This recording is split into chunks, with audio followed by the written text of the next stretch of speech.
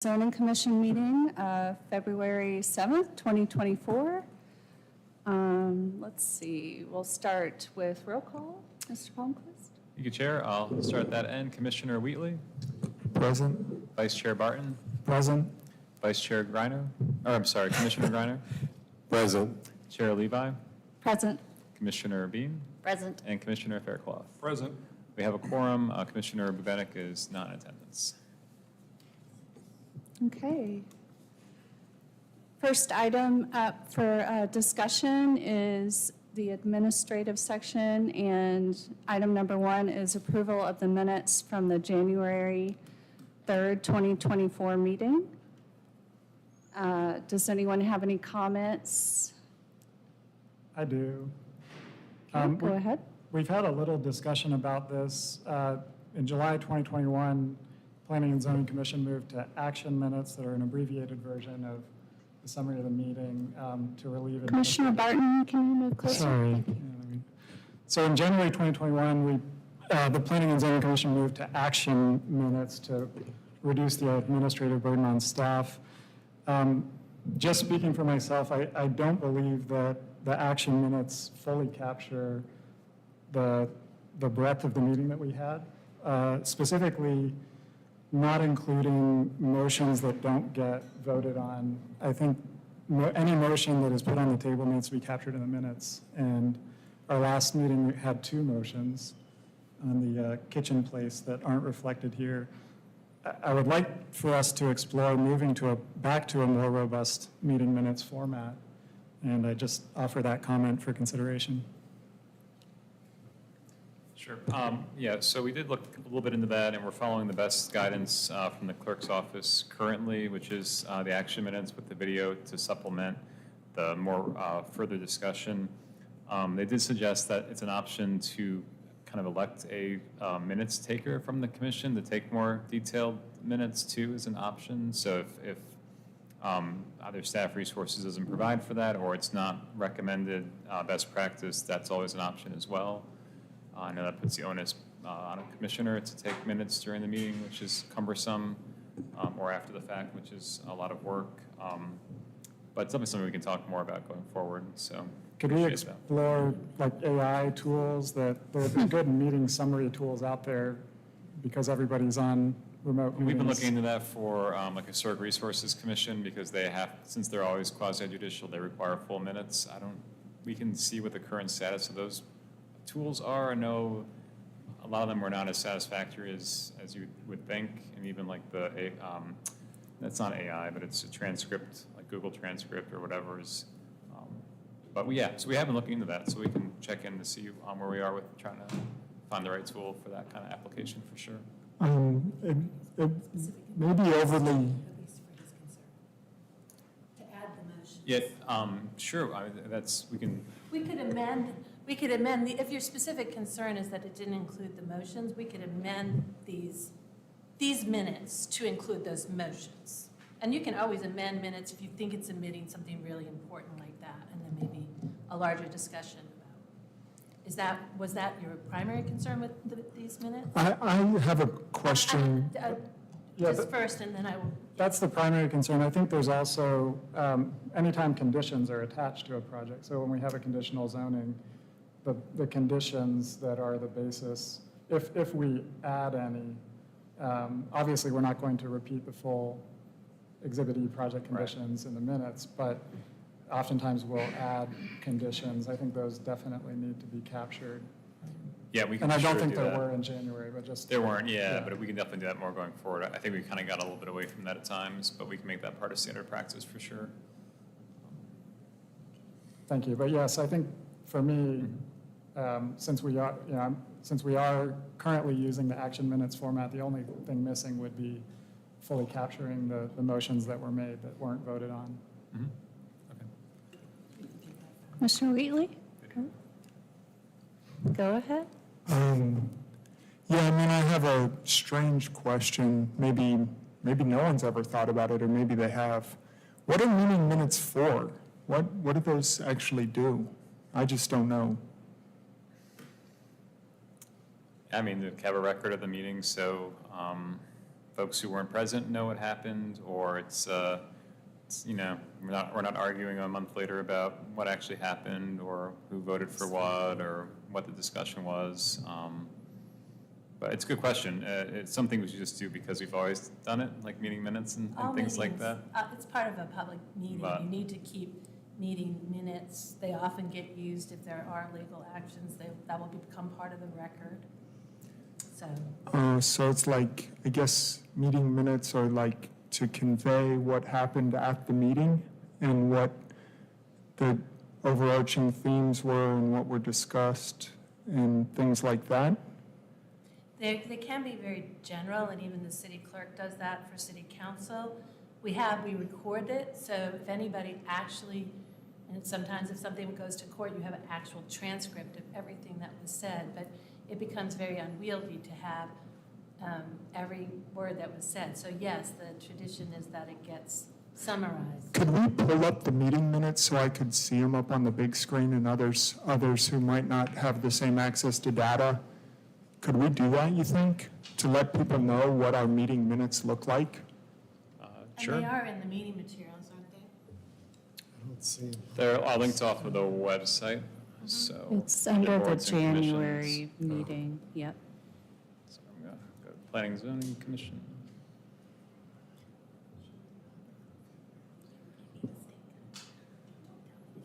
They used to be, I don't know why. I know, it's really cumbersome. I guess I remember the first time I saw these coming onto the commission, I was a little like, what do these people do? And so I thought, I'll look at these meeting minutes and I'll know what they do. And I was like, man, these meetings are like 3 minutes long. So I made the commitment and I put an application in. And then I realized that it was more than just voting. I don't know, maybe, I don't have high-speed internet. I should probably share that. So watching YouTube is not the easiest way for me to understand what happened at a meeting. And so not necessarily having a shorter form reference than watching back every minute, it would be helpful to me, but I'm just one person. It might be different among the people of Asheville. No, I mean, it's a good point about folks who don't have high-speed internet or are not as technical savvy and want typed out minutes. I don't know if we're able to commit to doing full meeting transcripts tonight. We'll have to kind of look into that. It's you know, I know HRC does it for every meeting, and it takes a staff person, I don't know, 4 to 6 hours of. So it can be a lot of time. So I think that's why we moved to the action minutes back in 2021. What was going on in 2021? I forget. My brain's like a little fuzzy around that time. I can't remember what was going on in 2021. Something happened. Something was going on. Was it COVID? Was COVID going on back then and people were working broadly remotely and I don't know. Something was going on. Commissioner Wheatley, would you accept modifying the current agenda, and then let's, as a commission, as a whole, work on how we want the meeting minutes to look moving forward? I mean, I just want to make sure we're meeting our obligation as a statutory board. It would be disappointing if we look back and we see that we haven't been meeting the basic requirements. So we've checked. So with I the would clerk's motion office to and they've- disapprove these meetings. That would be my motion. Disapprove the meeting minutes. Okay, And do we have a second? I'd like to make a friendly amendment that we just continue these until some revisions can be made, and that we can further talk about how we're going to handle minutes moving forward. I would hate to disapprove. well, it's like disappointing from the perspective of the city. Maybe this might be one of those DEI issues where as people with high-speed internet, YouTube subscriptions, whatever we've got going on that makes it easy for us, we might have a blind spot that we don't know about, but we can move it forward more amicably. Okay, so what, would you accept a motion to make modifications to the meeting minutes, including the various motions that were made on the Kitchen Place project? Yeah, I think it's particularly important because these folks have done a lot of good work. Yeah. They have really worked in the public interest. So staff, would you agree to add those additional motions that were not moved forward in the meeting minutes for this month? And then we're going to set up a meeting, apparently. Sure. We already have a special meeting in the works anyway, so, So is the motion to approve the minutes with those changes made? yeah. Okay. I make the motion for that. Okay. Yeah, Second. definitely do that. Second. All in favor? Aye. So moved. Could I also ask that we have the minutes presented in the packet for the current month so that we can look at them and approve them?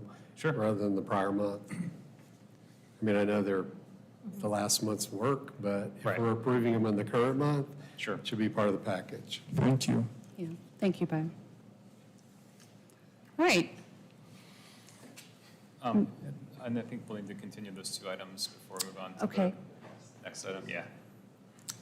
would you like me to present that before the updates? Yeah. Okay. Yeah, let's do that now if we can. All right. Thank you.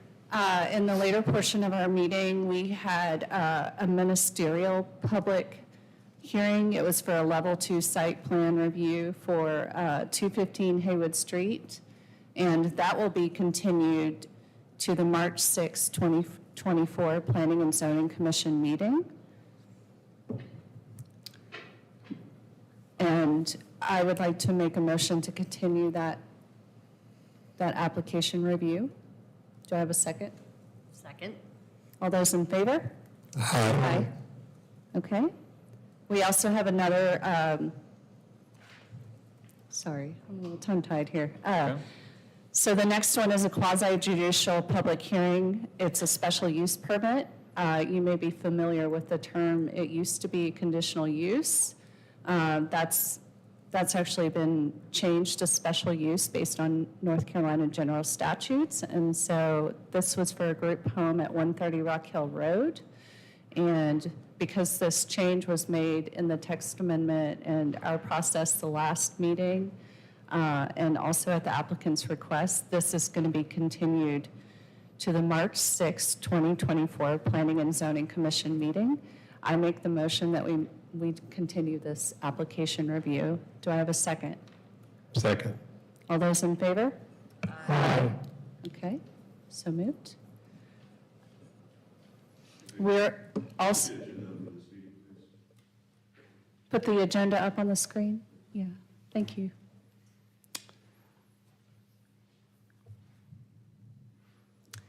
And in relation to this special use permit, we're setting up, I'm going to call a special meeting for this. And so as part of that process, 48 hours is required notice for the public. And we do want the public to ask questions if they have them around the special use permit process. And we're going to send out a poll to the commissioners and set that up. And the city will notify everyone. And just a reminder, as part of the quasi-judicial review, it's only interested parties that are able to speak in those proceedings. Okay, back to administrative portion of the meeting. The next part, we're going to do an update from committee liaisons and work groups. Let's hear from multimodal commission liaison, Commissioner Wheatley. Do you have an update? Yeah, so multimodal transportation met at their annual retreat and is a super energetic, driven group of folks who are aligning themselves with council goals. That's essentially their focus for the year, is alignment with council goals and community engagement, which I felt was very admirable in the way that they would like to coordinate somewhat with us a little bit more would be on understanding the impacts to the communities around transportation corridors, community conversations with active transportation as far as greenways, better understanding how the GAP plan is impacting certain communities, and just taking time to really engage the community and make sure they understand what's desired in the neighborhoods. Thank you. And as you may know, recently we started a housing policy work group, and initially that was formed as a way to discuss case studies in relation to policy, particularly in North Carolina, because North Carolina is special from a legal standpoint. And also, you know, that I'm on that work group along with Commissioner Faircloth and Bean. And it has come to the point where we may be forming this as a subcommittee, and because as part of our charter as a commission, we're able to work on changes to the development ordinance, and so our mission has changed, and we'll keep you updated. I wanted to also mention that we have, as part of the missing middle housing study, there is a small group of folks that are working on implementation strategies and making policy recommendations. And Commissioner Faircloth has an update on that. Thank you, Chair. Yes, we've had 3 of our implementation meetings so far in that group, and a few more to come. At this point, we're not prepared to discuss specifics exactly, but basically there's a wide range of different tools and suggestions that are being made by the consultant, and our group is focusing on the kind of lower hanging fruit right now, the easier policy changes, with the understanding that our staff helpers are helping us, or moving toward I think the idea is to bring proposals to the PED, the Planning and Economic Development Subcommittee of Council, by, well, in March, I think is the goal.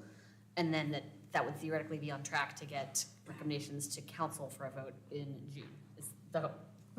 I can also say there's some healthy discussion on that group right now as far as how this will be rolled out, whether it's going to be across the board or whether it's going to be in certain zones or districts. Right now, there's pretty active debate on that, so we're kind of still figuring out how all of those things work, but I think we're moving toward being able to present some starter steps for those policy recommendations.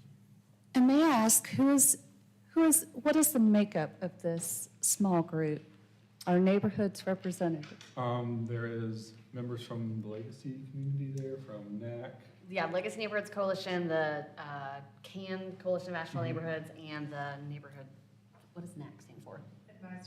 Advisory Committee. There's also people from the Urban Forestry Commission, several staff members, and there's us from Planning and Zoning. So we've tried to get a pretty good representation of several groups, and then each person within that group reports to other multiple groups. So I feel like we're moving toward getting a pretty inclusive voice on issues and how that's going to be rolled out. And so as part of our charter as a commission as well, we also coordinate community engagement. Has there been discussion about how we can support small group missing middle housing study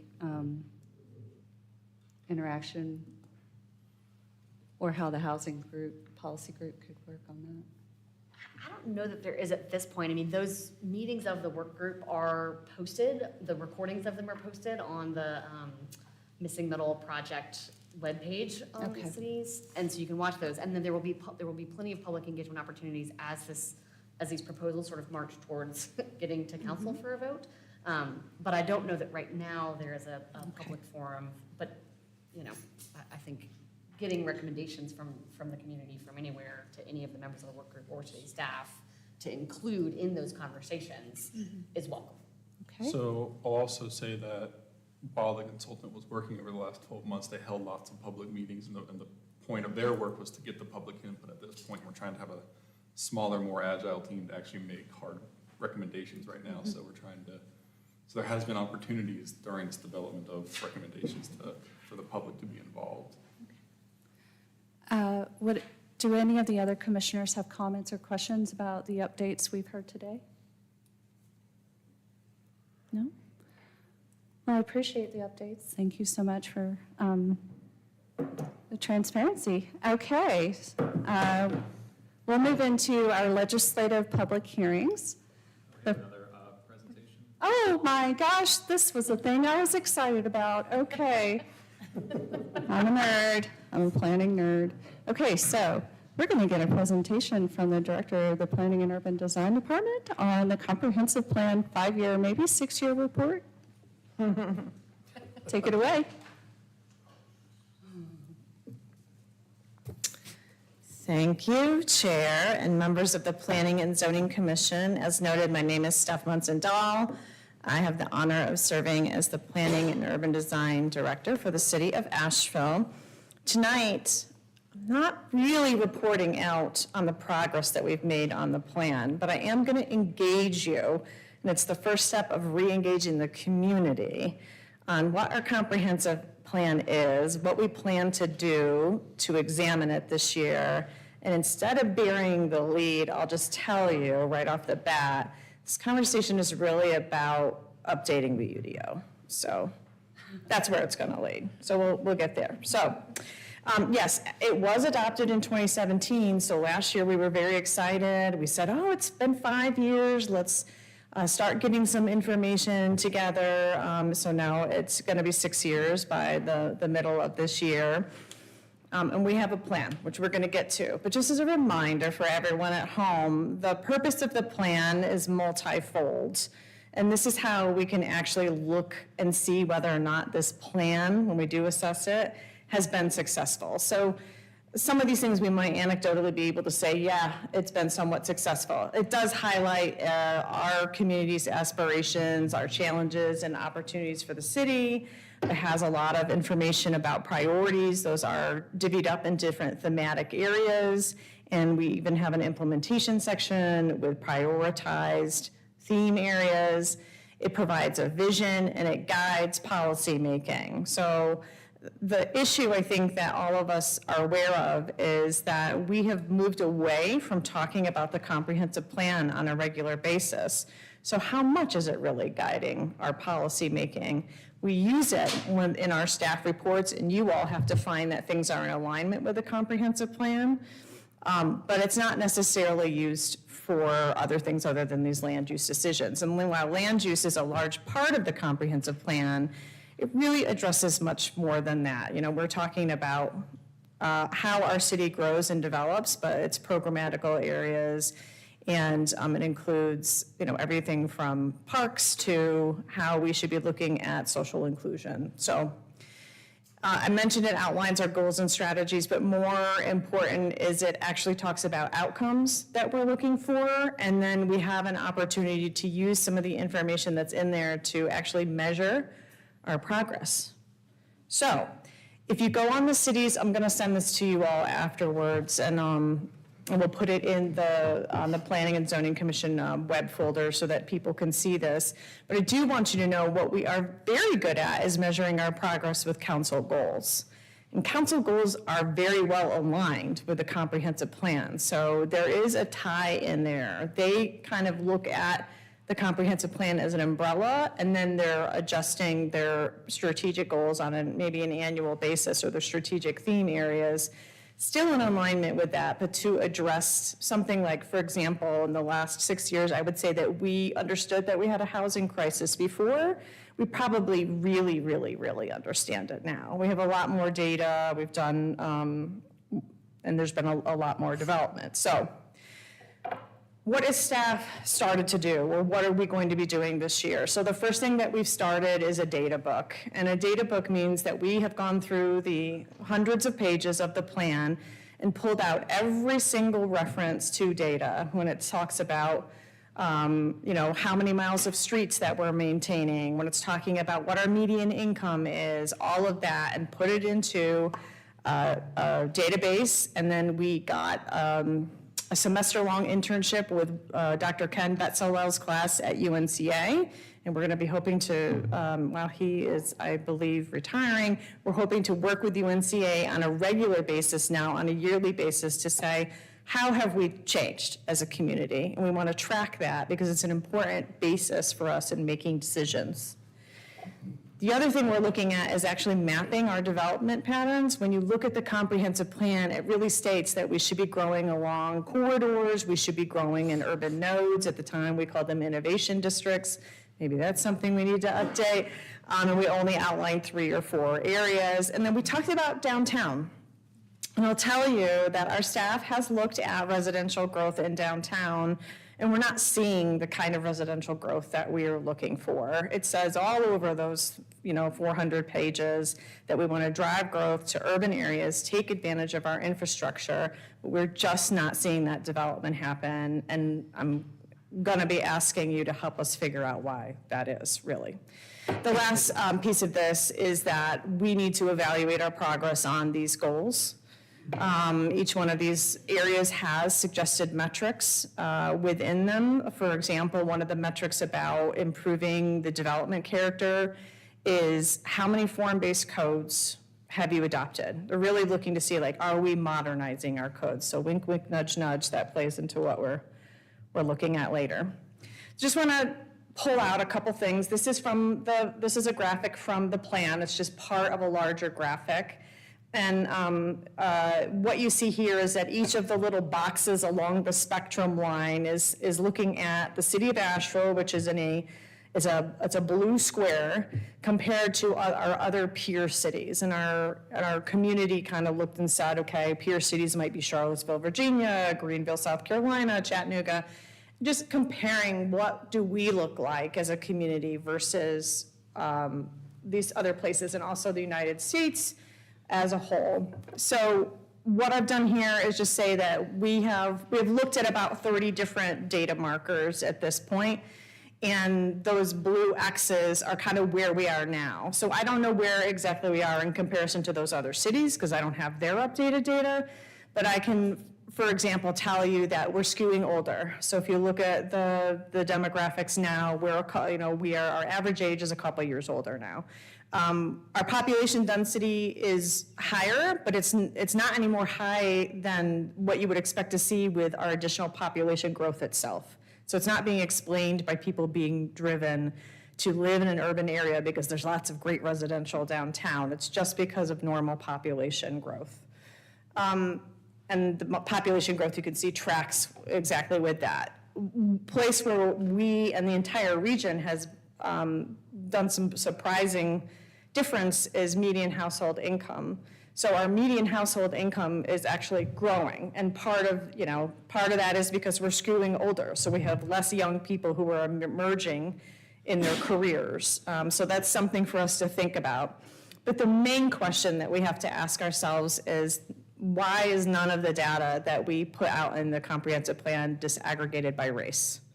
So these are great, and we have like 30 more of these, but the median household income doesn't tell the story of the differences in different households, right? If you are Asian, if you're a Black community, does this median household income make sense to you? So that's another piece of what staff is doing, is moving forward with our equity lens. Whenever we look at data, we're going to be looking at data disaggregated by race. Does that make sense?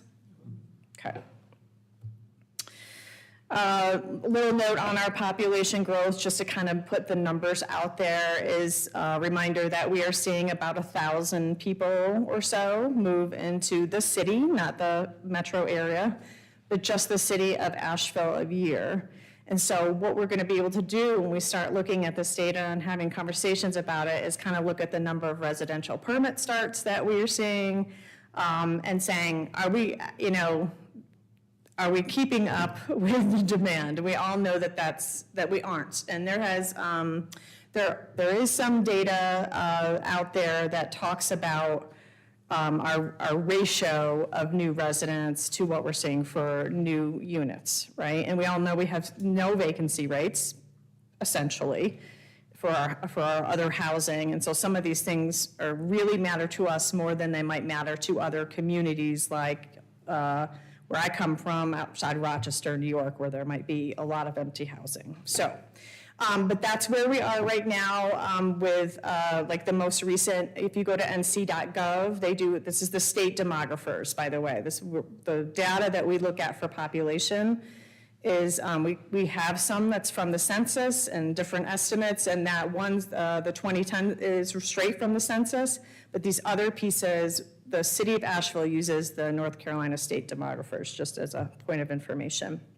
So speaking about those permits, we're gonna be mapping all of the permits to see where that growth has happened. So this is just a bunch of, here's what we did in 2023.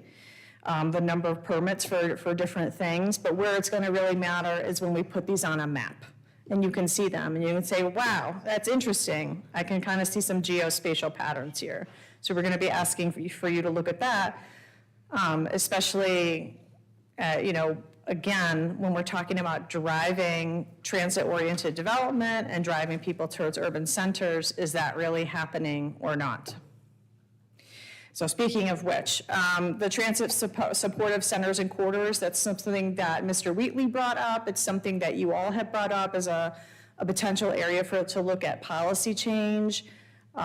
This is probably our opportunity to partner very much with the Multimodal Transportation Commission and others, and really look at supporting affordable housing in specific places with zoning changes, hopefully other programs as well. So you'll see that I put a question mark here for planning and zoning tasks, question mark. Generally, we need your help in reviewing this stuff this year. For that data book, when we're finished with it and we can give you some of the draft information, we need you to ask, the biggest question I would say is, does this make sense, right? Is it correct? Is it useful? Is it a way for us to help identify patterns that then you're able to do your job, informing the community, engaging with the community, reporting out back to us and advising council. The development pattern maps the same things. And then the third part is being able to evaluate how much progress we made. So this one requires a lot of interviews and more qualitative work. It's a little bit different than just sitting down at your computer and pumping out the data, but we have started this bit as well. We want to just better understand where we're seeing progress and where we're not, and it will help us figure out where we need to go next.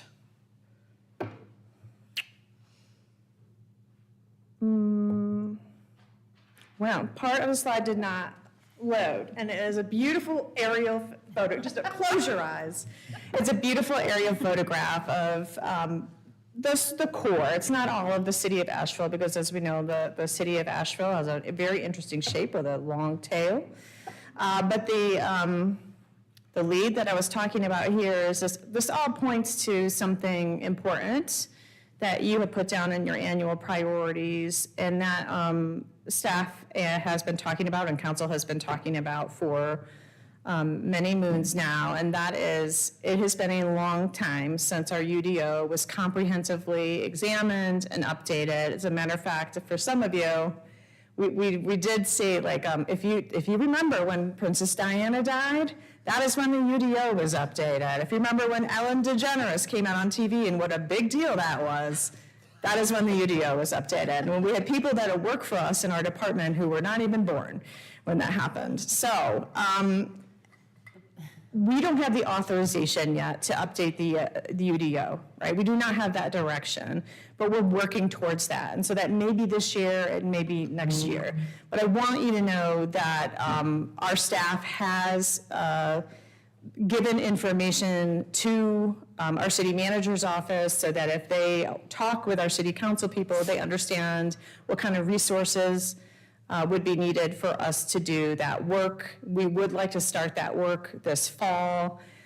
And I have a request for you, and that is, as you are looking at these projects, the projects tonight and the projects moving forward,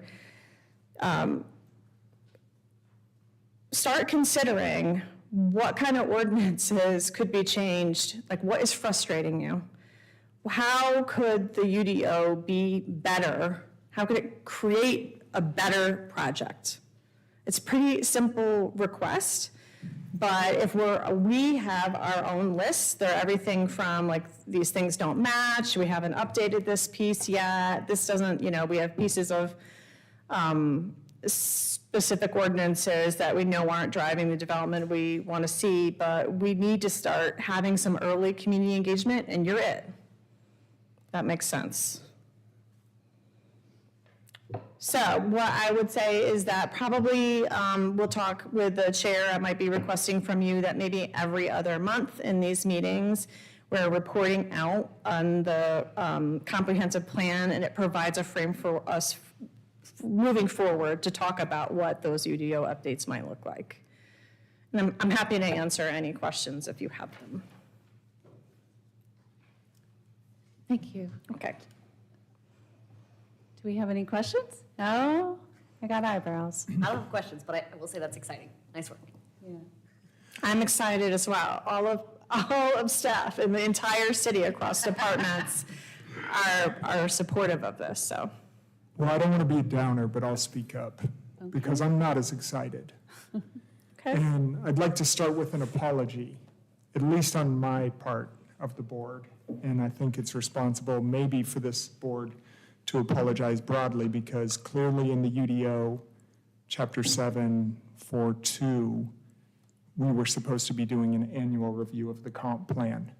And the board has let staff down, because part of our relationship with staff is to go ahead and make sure that we're paying attention to things that are outside of the daily minute taking, or just some of those administrative burdens that the staff has to take care of. So I want to say I appreciate your approach to this, and your ability to say that maybe we're not on the track we want to be on based on where the comp plan was in 2017 and where we are now.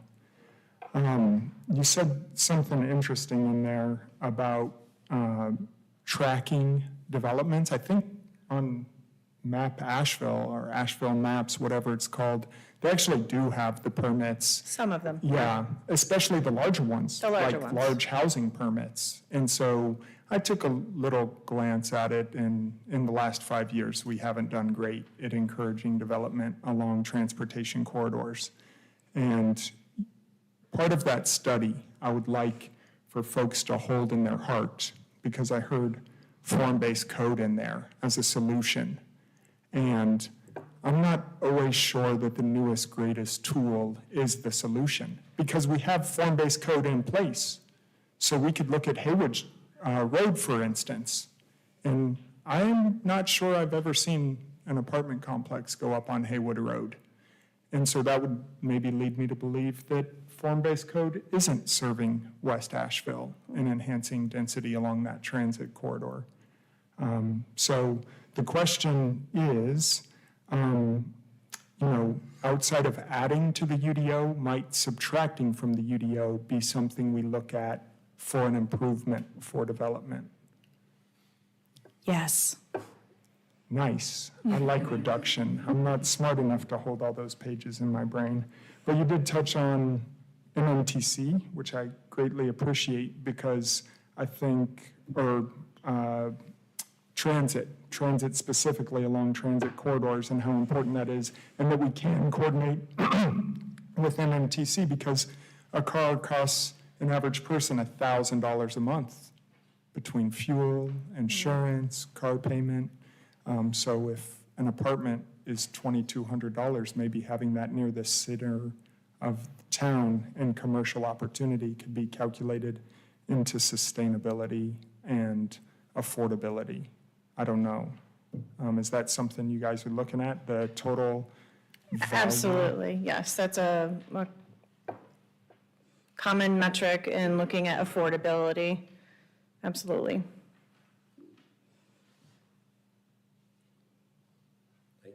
Thank you. Thanks. All right. Let's see what time it is. Okay. I'm looking at the wrong page. Thank you for the presentation. I believe we're going to move on to the zoning map amendments. The first one being a continuance from the January 3rd, 2024 meeting. A request to conditionally rezone property located at 1 Engle Street and 10 Kitchen Place from Community Business 2 to Commercial Expansion Conditional Zone. The properties are identified as PIN numbers 9647-69-5850 and 9647-69-5941 in the Buncombe County Tax Record. The property owners are Kessler Asheville 3 LLC and R&R Trantham LLC. Sorry, guys. The applicant contact is Mr. Jonathan Cook, Planner Coordinating Review, Clay Mitchell. I also want to remind the commissioners, let's let staff and the applicants present before making comments or asking questions.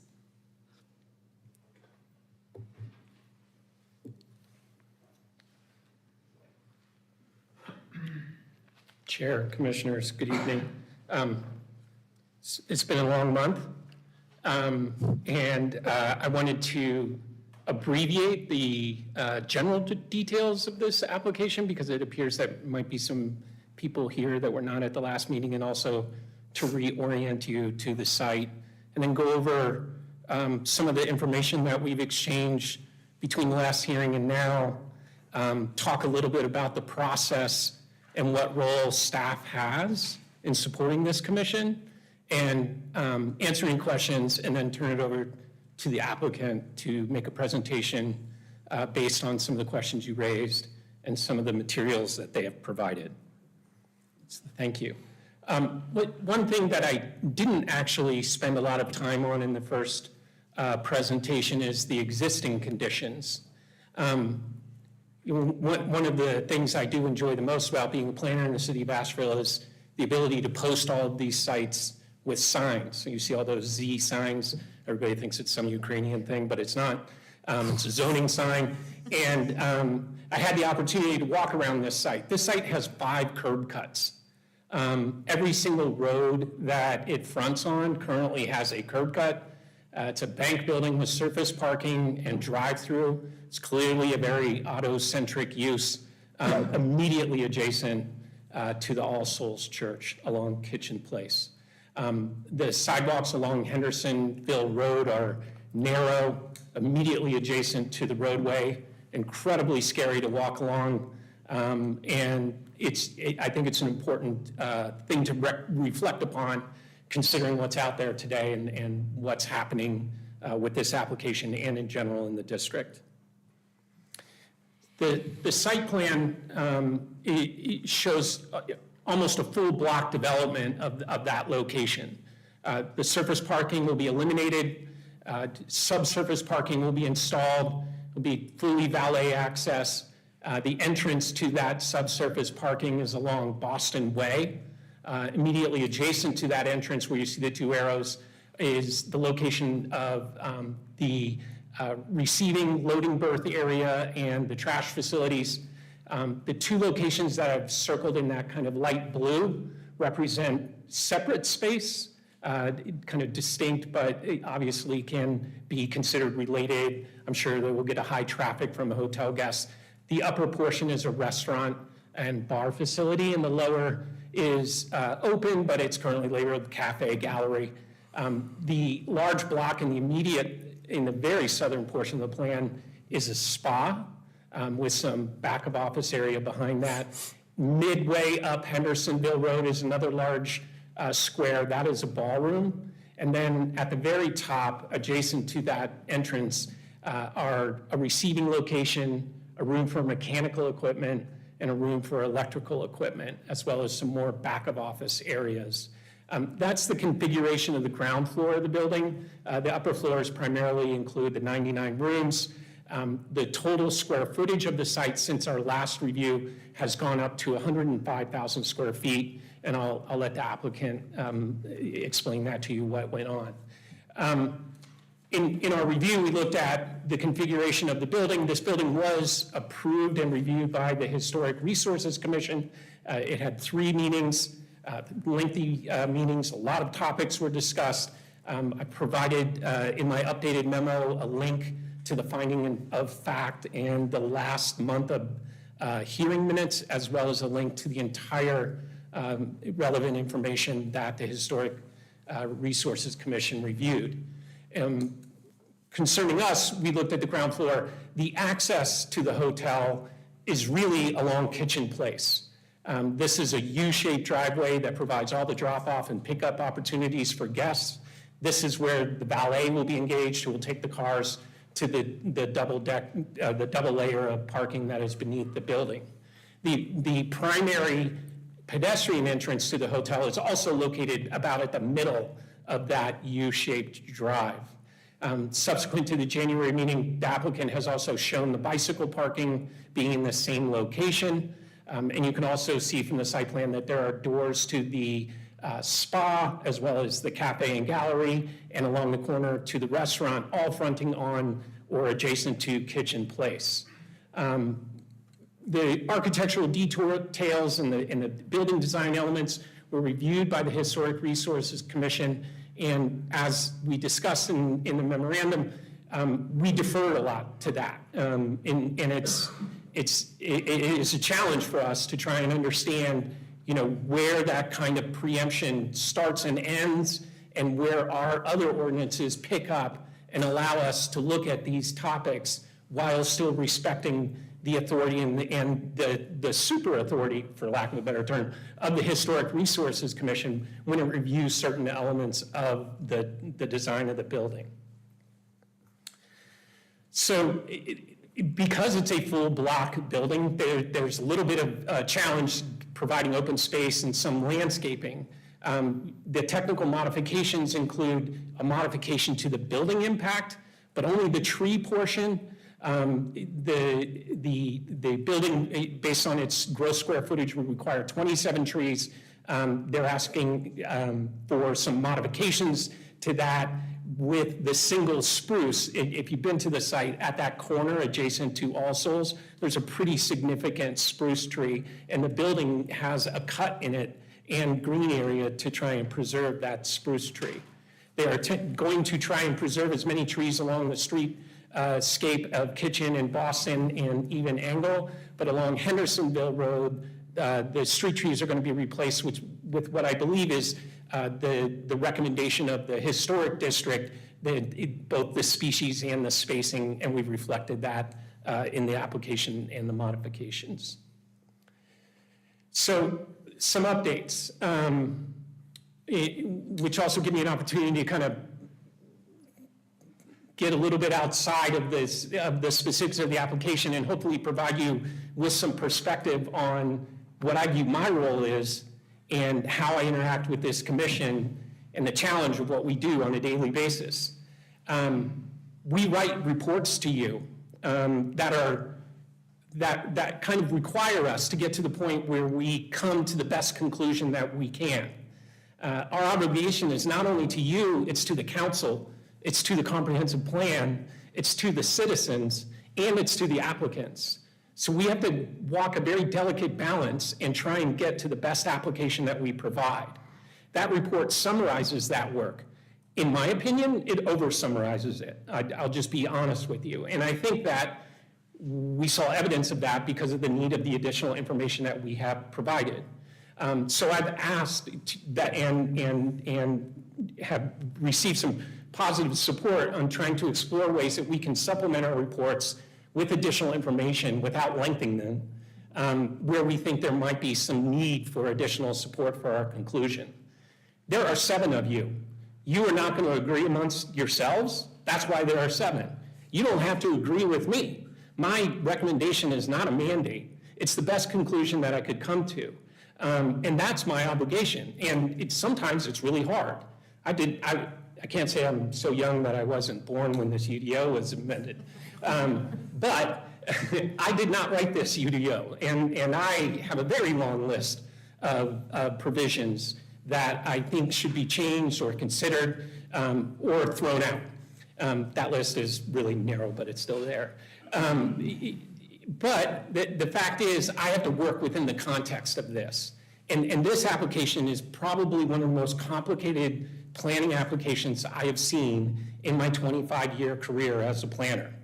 The overlay of the Historic Resources Commission and their guidelines, the respect and deference that we should be giving them, the challenge of conditional zoning itself is a new one for me, let alone the fact that we're trying to do this within the context of the type of use where we've tried to balance this interesting level 2 option versus conditional zoning for hotels, and then all of the normal background challenges we have to confront when we make an interpretation, all played into this process. And so I don't have all the answers, I have the best answer, and that's what I've given you. And so I encourage and support you challenging my position. It's the only way I'm going to learn. And so I really want to take a step back from viewing the fact that I give you a recommended motion or a is not in any way me saying this is what you should do. It's me saying, based on the work that I have done, I think this is the most reasonable solution and this is how I would go about it. That's it. And I kind of wanted to take that step back to kind of orient you to what's going on in my mind on a daily basis when I go over this type of particular application. So we've given you kind of 2, 3, 4, who knows how many responses to some very thoughtful questions. And I was going to say up until recently I enjoyed the mental challenge of these things, but I still enjoy the complexity and working through the mental complexity, the mental challenge of finding solutions for you. That's why we're planners. We want to see places improve. We want to implement, we specifically want to be innovative. I think planners that are drawn to work in Asheville are drawn to the approach that this city has to these topics. Unfortunately, and I'm sorry, we are located in North Carolina. And so we only have the power that the state legislature grants us. And that means we have to be careful with what we do and how we do it. And so we have to be carefully innovative. And so I think that adds yet another challenge with this. And we discussed that when we provided information related to conditional zoning, what kind of considerations, and what process you have to go through. We talked about the traffic impact analysis, another confusing provision that could have been written a lot better. This challenge of understanding how to deal with terms like primary access corridor and primary building facade. If you had told me 6 months ago I was going to write 5 pages on the word primary, I would have laughed at you, but I did. Trying to understand how do we define this and what do we look at? And that writing is related primarily to my attempt to try and get down to how did I conclude or how did I make a recommendation? Because again, it's your decision that the primary access corridor is not Hendersonville Road, but is Kitchen Place. And why is that the primary building facade? It was not the Historic District Commission that their conclusion or the building as a result of their approval is not dispositive on that matter, but a lot of the discussion and the guidelines and the resulting building lent itself to that conclusion, and that's how I arrived at, and I explained that in the memo. And we also went through the difficult understanding of level 2, level 3. Hotels can be over 100,000 square feet as long as they comply. But elsewhere in the ordinance, it says if it's over 100,000 square feet, it must be level 3. There was not a lot of care taken when these amendments were drafted to ensure that they very clearly interact. We can get there, it just takes a little bit of work. So that's kind of way more than I expected to say on this, but I wanted to take a time and step back and let you know what's going on in my head, which is a scary place to be, and also to summarize some of that supplemental information that we provided for you. As we provided in the memo, so I'm going to go through those very quickly so that people understand. This is a challenging application to review. It requires level 3 because it does not meet certain aspects of the hotel overlay district. And this list of 5 are the ones that we have found. It doesn't meet the setbacks requirements of the underlying zone, the impervious surface limits of the underlying zone. Its building height is higher, the sidewalk design and width is different, and certain building design standards are different. It's questionable whether those are technically compliant because they meet the Biltmore Village Historic District. Nevertheless, they don't comply. Because of that, it cannot take advantage of the level 2 review that's afforded by the Hotel Overlay District, which then triggers traditional review of the building, and because it's over 100,000 square feet, not to heap this on, but because of that reason, it also must be level 3. And so that's kind of the nature of the beast that we have with the way this ordinance is and has been amended. When we got into the primary facade and access corridors, I described to you that we don't define primary. We don't define corridors. We define building facade and we define access.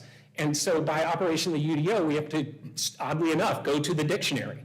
And when I looked at the dictionary for the definition of primary, which I shared with you, it clearly implies a certain ranking. And so that ranking, I felt, required an examination of all of the evidence related to trying to compare 4 frontages with each other to determine what is the primary access corridor and what is the primary building facade.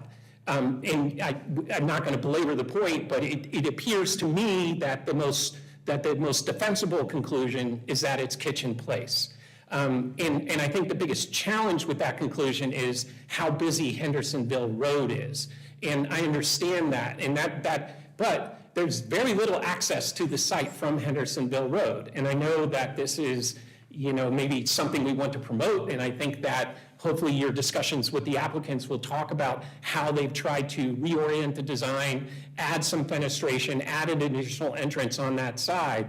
But there are other components as well. The interior of the building, these red areas are the non-public areas of the building. There have to be some non-public areas of a building to deal with mechanical equipment, electrical equipment, and things like that.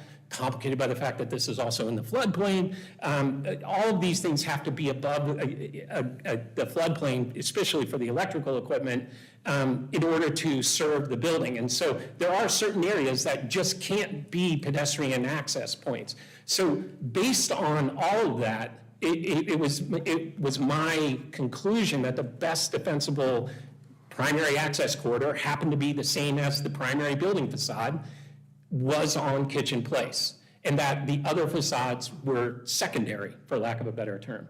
If it was really traffic counts alone, any building that fronted on 240 would be the primary building facade.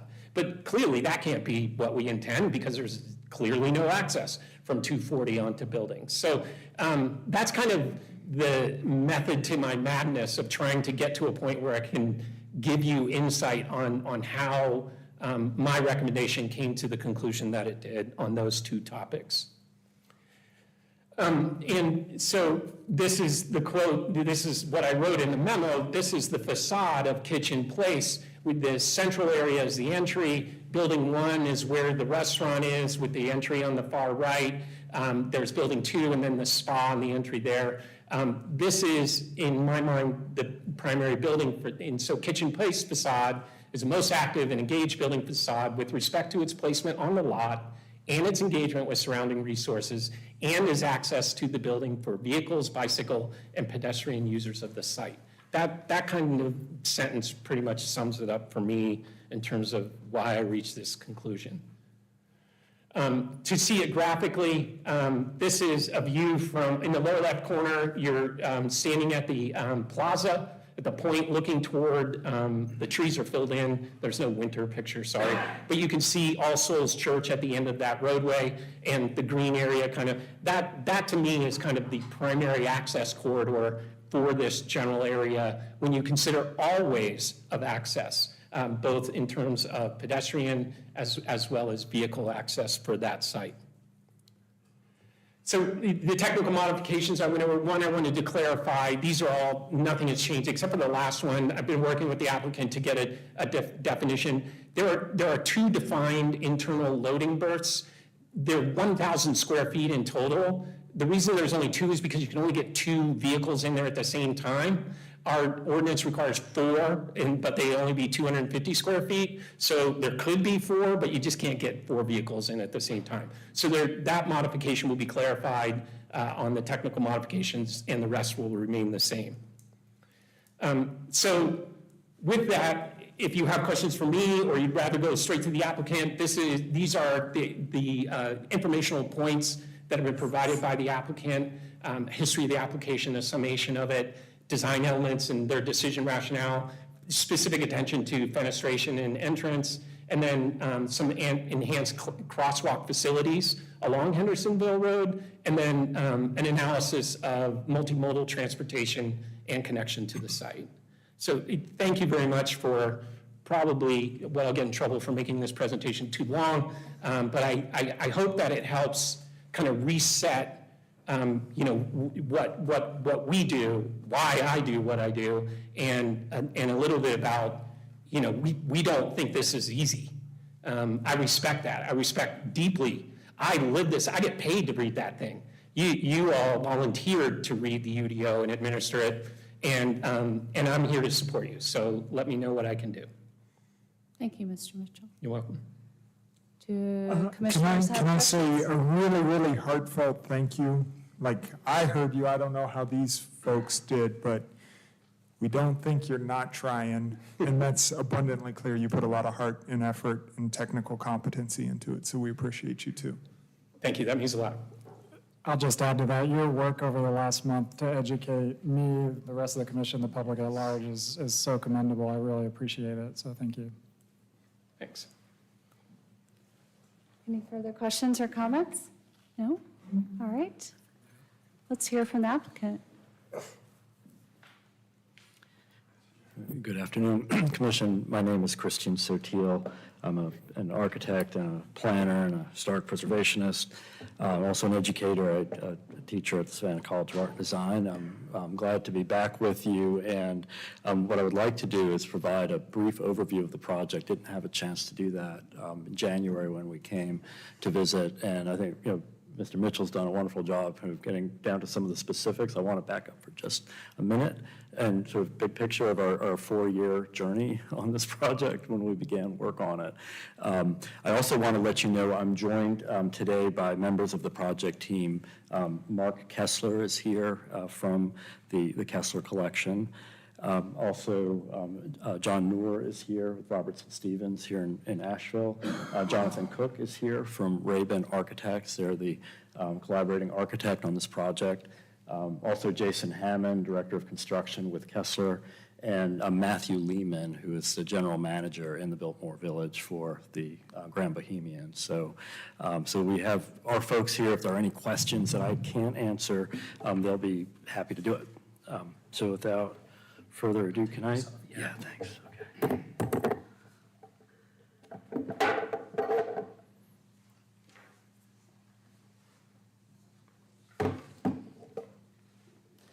And I can say, having been here now for the January meeting and working with the staff, even certainly before the Planning and Zoning with the Historic Resource Commission, that I feel like I've been in a master class for zoning and planning and land use. So from a planner's point of view, I'm in awe at the amount of work you all have done. And I've learned a lot about the UDO, and I can understand why you all feel like you may need to be working on that a little bit. But anyway, but patience.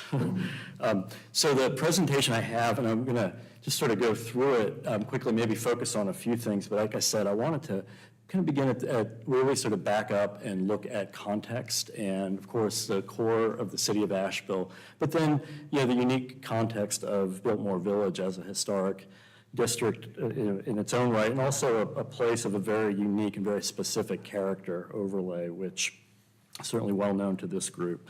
And the planning that goes back there to the 1890s. This is one of the early plans for the village that Frederick Law Olmsted worked on with Richard Morris Hunt and Richard Sharp Smith, and kind of laying out the bone structure. I think about sort of like a body where the spine runs through the heart of the center line of the body, with the depot up to the north, and then the cathedral down to the south. So connecting sort of transit with retail and commerce on Kitchen Place, and then the church to sort of provide the visual and spiritual anchor to the community.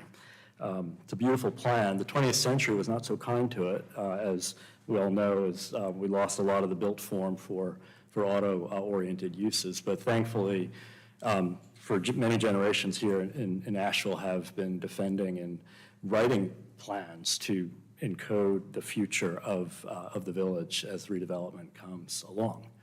And this was an early diagram we did as we were getting to know the village and talking with community leaders and stakeholders there in the village that have practiced and lived and worked for many, many years, seeing that connection between the depot and the cathedral.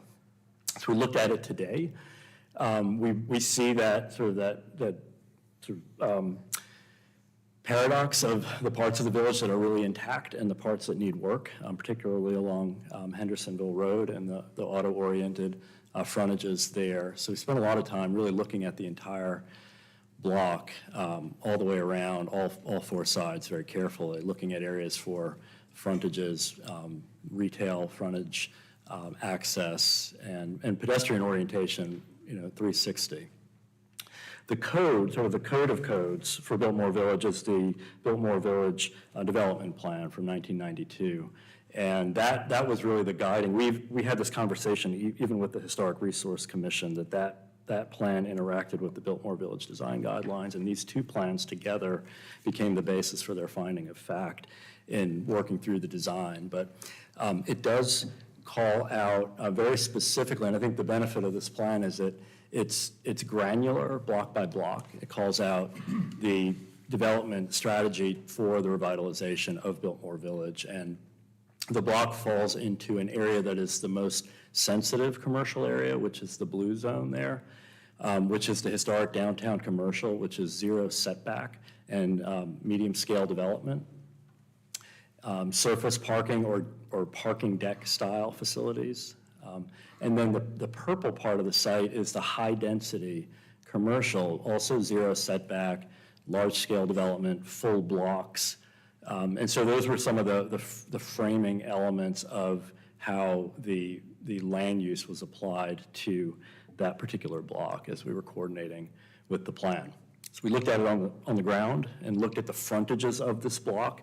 We realized that there are frontages that, each in their own way have opportunities to be contributing to the overall fabric. So the master plan concept for the project is actually really to sort of meet each frontage where it is and provide the best response to each frontage. And it led us to developing really a series of architectural solutions. So it wasn't sort of a monolithic project, but it was a more fine-grained project. So, and Mr. Mitchell already talked about, for example, the restaurant opening up to Biltmore Plaza and the railroad depot at the heart of the village, the entry to the hospitality use in the center, gallery along Kitchen Place, a small pocket park at the corner of Angle Street and Kitchen Place where the Oriental spruce tree is located, and then a building to sort of complete the composition. All Souls Cathedral is just to the south here, so this component sort of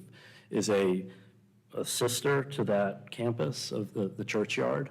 And then the frontage along Hendersonville Road, really looking to sort of anchor Hendersonville Road and to bring back a safe sidewalk and a safe orientation to the building there. And then the service off of Boston Way, directly across from the parking and service for the McGeechee building, the old historic McGeechee building where the New Morning Gallery is located. So that's sort of the master plan in summary. And then as we looked at those uses, across the board, we really have sought to look at how all of those connect to the streets. I am going to come back to Hendersonville Road because it has been discussed.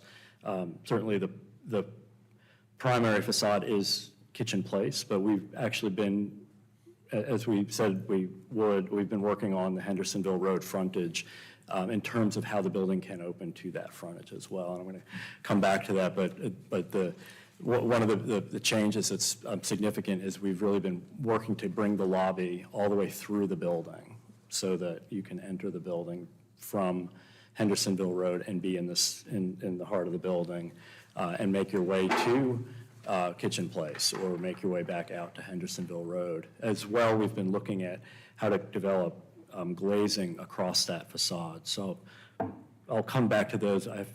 In the supplemental package, we provided information for that. The upper levels have the hospitality use and a lot of work with the commission on stepping those facades from a massing point of view to work very thoughtfully with the context of the village.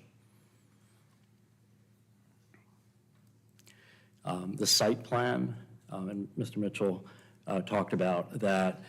The site plan, the amended site plan that we've provided in the supplemental package brings particular attention to the crosswalk facilities at Boston Way, and I want to talk more about that as we go along, but that's in your package. Both the crosswalk physically, but also very importantly, the easements and the equipment locations needed to provide a fully signalized and safe crossing there. I'm going to talk a bit more about that in just a moment. To give you a visual of the building, this is the view along Kitchen Place, which is a series of architectures that each respond to the historic character of the village. This is coming around onto Engle Street with the building element that relates to the cathedral. Moving along Hendersonville Road, we have a composition here. We've worked to open up retail display glazing all through the center of the building in that location, as well as an additional entry for a primary entrance into the lobby from Hendersonville Road.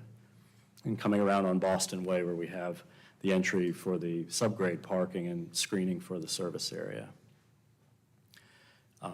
If I had all night, I would go through all the architecture, and that's not what I'm here to talk about, but it's in your materials, and this has been the material that we've been working so closely with the HRC on, enlarging. And really, I think I will just say this has been sort of a work from the heart. All the drawings that you see here have all been drawn by hand in the way that Richard Sharp Smith and Richard Morris Hunt taught us so many years ago.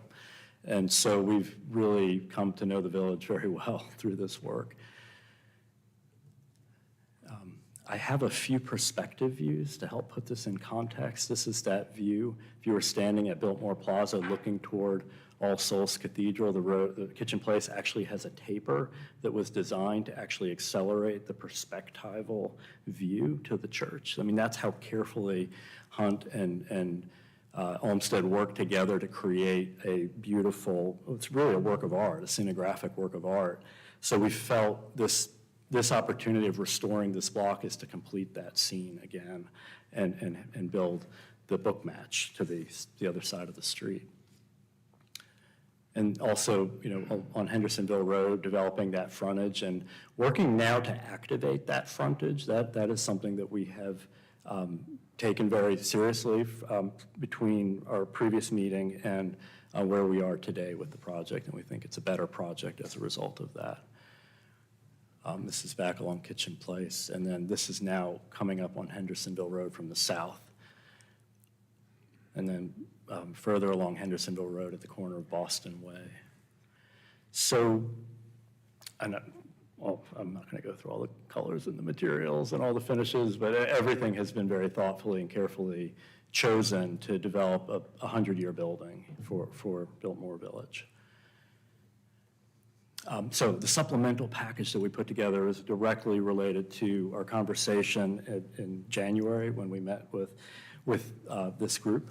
We've organized it around certain key themes. Some of them I've touched on, so I'm going to move past these. The first one was coordination with the development plan, which is zero setbacks and whole block development. So that was sort of our foundational planning direction from the Biltmore Village redevelopment plan.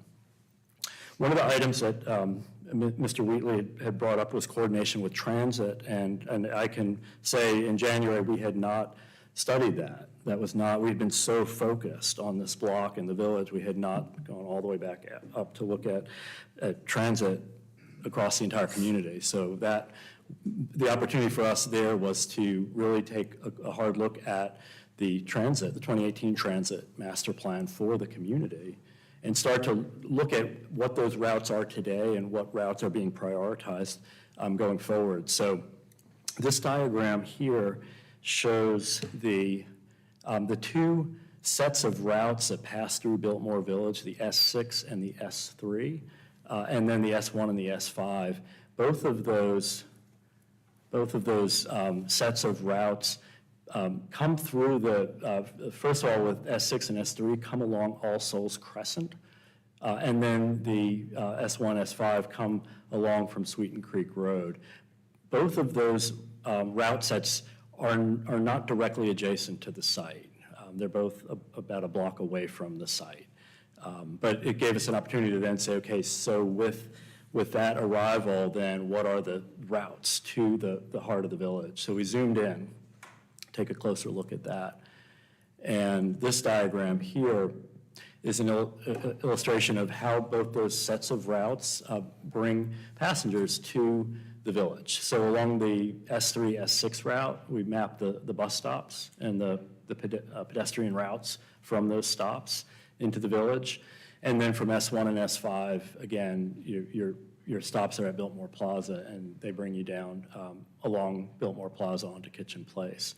So as we studied this, understanding that we want safe pedestrian accommodations all the way around the block, the actual line of desire for a transit, from an arrival point of view, from the transit system, is going to be along Boston Way.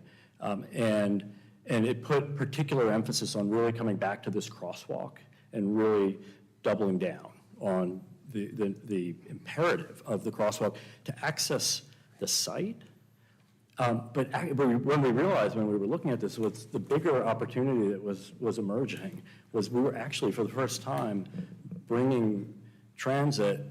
Once you arrive and you're on foot, you actually can now get into the heart of the village, which right now you are separate. I mean, Hendersonville Road is sort of like a wall between All Souls Crescent and the core of the village. So that crosswalk, which we can use this project to advance, is actually, there's a much bigger thing going on here. Or if you're changing routes from the S3 to the S1, you actually can now walk between the two sets of stops in that situation. So when we realized that it gave us the opportunity to go back to start to talk to the planning staff at the city of Asheville, the director of transportation there, in coordination with the DOT, to take that crosswalk opportunity and really push it forward and start to allocate how we get it done and how we get the signalized crossing at that point.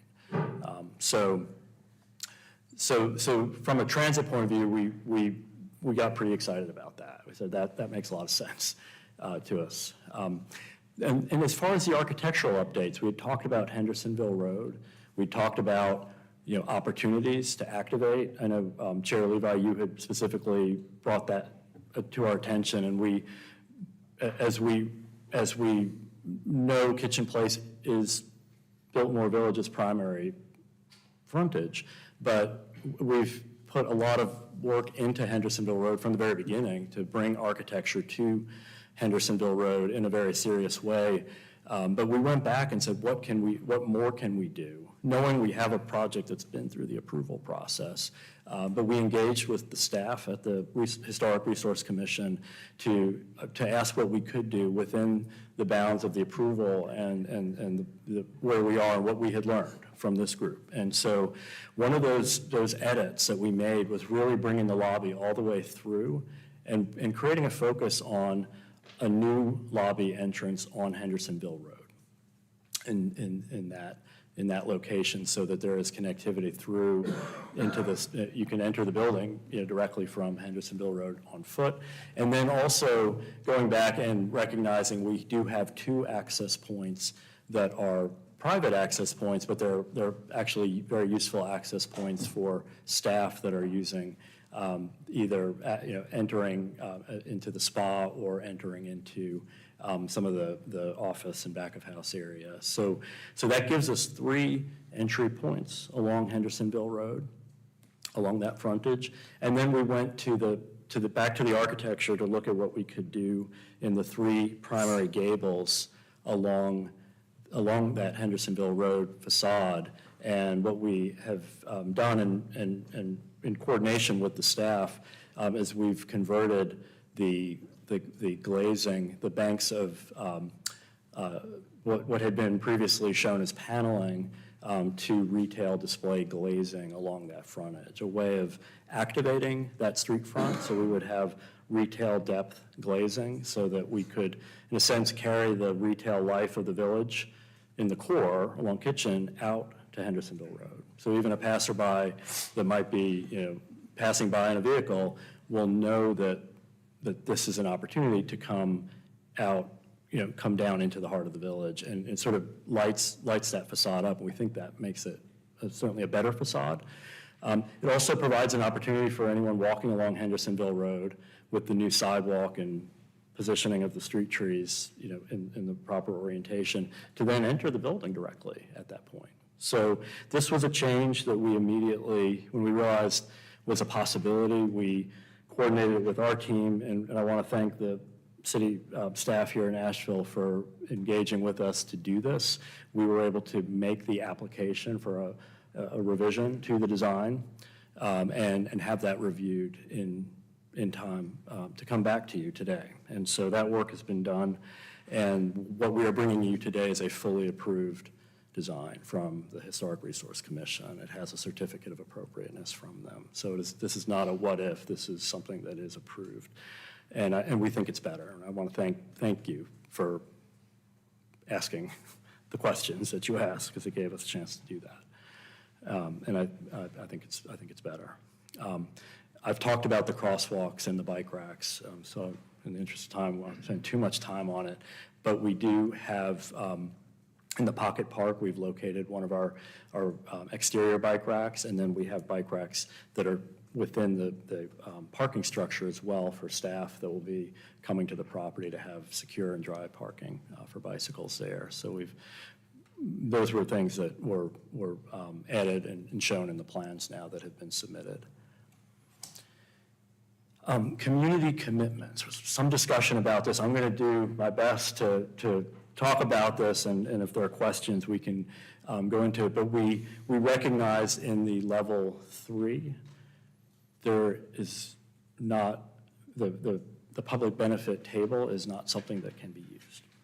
And we had begun our planning, and I think I said this at the last meeting, we had really begun our planning process anticipating a commitment to community values, which are articulated through that method. And we know that method is not something that is appropriate with the method, with the process that we are using, this level 3, which is driven by things that were out of our control, which are the size of the building or the setback requirements, and the things that are Biltmore Village related makes us a level 3. So what we wanted to do was to come back to you with a list of what we see as the community commitments that this group is fully prepared to do, to affirm community priorities in Asheville.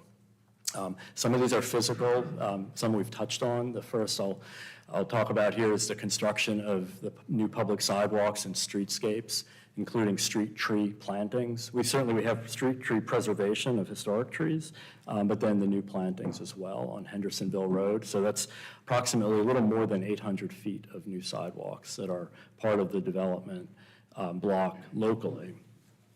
Then the crosswalk is something that we were very committed to, recognizing it's good for all of this. It's good for the city's transit system as well as for sort of connecting this block while we have this opportunity. As far as commitments, contributions to the city's Affordable Housing and Reparations Fund, that is also something that the team has studied and is seeking to contribute at a $6,000 per room rate for the project to both of those funds to be applied to community priorities. Along with that, we also see the contribution for public art being something sort of core to being in Asheville, and I think it speaks to the mission and the commitment of this particular team that put a real high value on art and what that does, how it inspires people, and so that's one I think struck a chord with all of us. Other public benefits, adopting a stormwater retention system that retains stormwater on site. We know this is an area that has flooding. Certainly, we've been there for 15 years, so it's no secret to us and to others that know the village well. So one of the benefits of this work is that we will have a much more comprehensive approach to stormwater because we will be able to capture and retain, which reduces and helps to alleviate some of the flooding that's just there, that's part of the reality of that, of the Biltmore Village.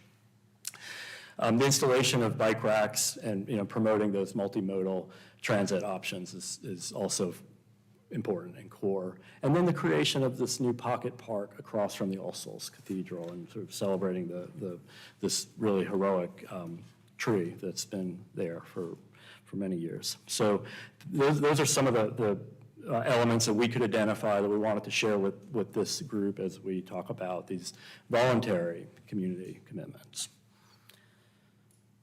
And with that, I think that sort of wraps up my presentation. I've probably gone on way too long, but thank you for letting me do that. And I'm happy to answer any questions or anyone from our team that you may have. Thank you so much. Very, very thorough presentation, and I really appreciate the hustle. Any questions or comments from the commission? I've got just a clarification question on the signalized pedestrian crosswalk. What was the conversation with staff? There's a traffic signal at Lodge Street and Hendersonville Road, and so what's being proposed would be kind of, it wouldn't be up at Lodge Street, it'd be down at Boston Way. No concerns from city transportation about that? No, we're picking up a thread of a conversation that has begun but never had the momentum that it needed to be brought forward. It would be a pedestrian-driven crossing there, so you'd have the ability to stop vehicles at that point. And I think it's because of that that diversion of traffic around All Souls Crescent. It gives us the opportunity to do it here. Chris Cairns with the City of Asheville has been sort of leading that conversation and then working in concert with the DOT. So we want to be front and center in that conversation. This is our chance to get it done. Thank you, that's great. It really does make Biltmore Village more pedestrian focused, so it's a tremendous value add, so I appreciate that. Thank you. I believe Miss Ashley wanted to give a clarification, unless the commissioner has a question? No? Okay. I can give a clarification on this voluntary contribution Yes. now, and then probably you'll open it to public comment, and there might be more questions. But my legal advice, so conditional zoning conditions, there's a statute that says what those conditions are limited to. And they are limited to things that are consistent with the comprehensive plan. And, well, this list certainly, everything that's a physical change, I would say is an appropriate condition because it can relate to the impact of the development. But in respect to the $6,000 per room contribution and the $300 per room contribution, which does come out of the level 2 public benefits table, of course, it's a wonderful offer, and it does meet the city's comprehensive plan, which clearly calls for affordable housing. And this isn't news to the applicant because we've discussed it and I've discussed it with their attorney. But in conditional zoning in North Carolina, conditions are to be limited to something that's reasonably expected to be generated by the development or use of the site. And the legislature can be very focused on cities that push the envelope on these conditions. So it could be a difficult legal argument to say that a hotel contributing to the Affordable Housing Fund money, or even to the Public Art Fund, is reasonably related to the impact of this particular hotel development. So my only advice is that those are voluntary contributions, and while consistent with the comprehensive plan, and even if they agree to it and you agree to it, they should not be added to the conditions of the conditional zoning. They would not be enforceable. And I can't advise you to use particularly the monetary contributions as a basis for deciding on this conditional zoning condition. So that's my legal advice. If you choose to still recommend that either council considers those as just general voluntary recommendations, that's up to you. But I just needed to make that clear and make it clear to the public as well, because this is not a requirement of a conditional zoning. It is a requirement if they were in the level 2 process. So happy to answer questions about that, but there is information, I think, in the memo that is in public information, and if the public has any questions about that as well. Thank you. Any follow-up on that? No? Well, I would, just on Ms. Ashley's comment there, we make a suggestion to council, right? And it's up to council to make a decision as to whether that's applicable or not. So we can include that at our discretion. We can also not approve conditional zoning for any of the modifications requested in front of us. So you clearly stated that we maybe should or shouldn't include some things, but the conditional zoning process is specifically because modifications outside of zoning, outside of what's by right included on this property, is being requested. I just want to make sure commissioners are clear. We can deny the application before us for any modification that's requested. And we got to take that totality in heart. And So- just if I could clarify, you can deny it or approve it based on the consistency with the comprehensive plan. So as you always do with the motion, you always give reasons why your denial, why you say it's not consistent, so therefore you're denying it. Well, You can't just, I- and so that is a requirement of a condition. So the zoning is the law there, right? What's the zoning? If they're asking for a modification of the zoning, then it's the way they do it is comprehensive through plan and the zoning, conditional correct? zoning process, and the way you approve or deny conditional zoning, you always have to, I'm just saying, you have to link it to whether it is or not consistent with the comprehensive plan. As this commission always does, you always have reasons. Yeah. And you can go either way. And I want to make sure I'm hearing you correctly. It's the comprehensive plan and also zoning. It's not, we're not disregarding zoning in this meeting, correct? A conditional zoning is a type of zoning. Yeah. Yeah, If they're but changing from the changing base it. zoning, which they couldn't Correct. meet for various reasons as has been described, you can't just meet the base zoning because it's, But that is a reason to disapprove, is that it isn't in conformance with some of the base zoning that we feel is applicable. the basis for it would be if the modifications, what they're requesting is a modification and why they need a conditional zoning. If those modifications are not consistent with the comprehensive plan. So if they say, I need to change the setbacks, one, because they're in a historic district overlay. If you wanted to find, this just is one example, you find something in the comprehensive plan that says, no, we should always have buffers. That's a reason. So, Okay. yeah. I honestly Is was that a way asking a that- question. Yeah, like it wasn't to be combative. So if we're supposed to purely use the comprehensive plan, makes it easier on us, because I do want to come back and say thank you very much to everyone. There's been a tremendous amount of very thoughtful and considerate work that's gone on between the initial application and this meeting and now. I mean, I got to say, I really appreciate Chair Levi, because I was ready to just, recommend denying the application. And you guys jumped up out of your seat and you said you wanted to be involved. And Kim Levi said, let's try, which I was like, that's a lot. And you guys did it, and that's awesome. So I really appreciate that. That's a huge step in goodwill towards the community. I did have a question with regards to DEI, what you had reflected on in that, because you spent a lot of time talking about history and what it means to you. So I was just wondering where you guys landed on that.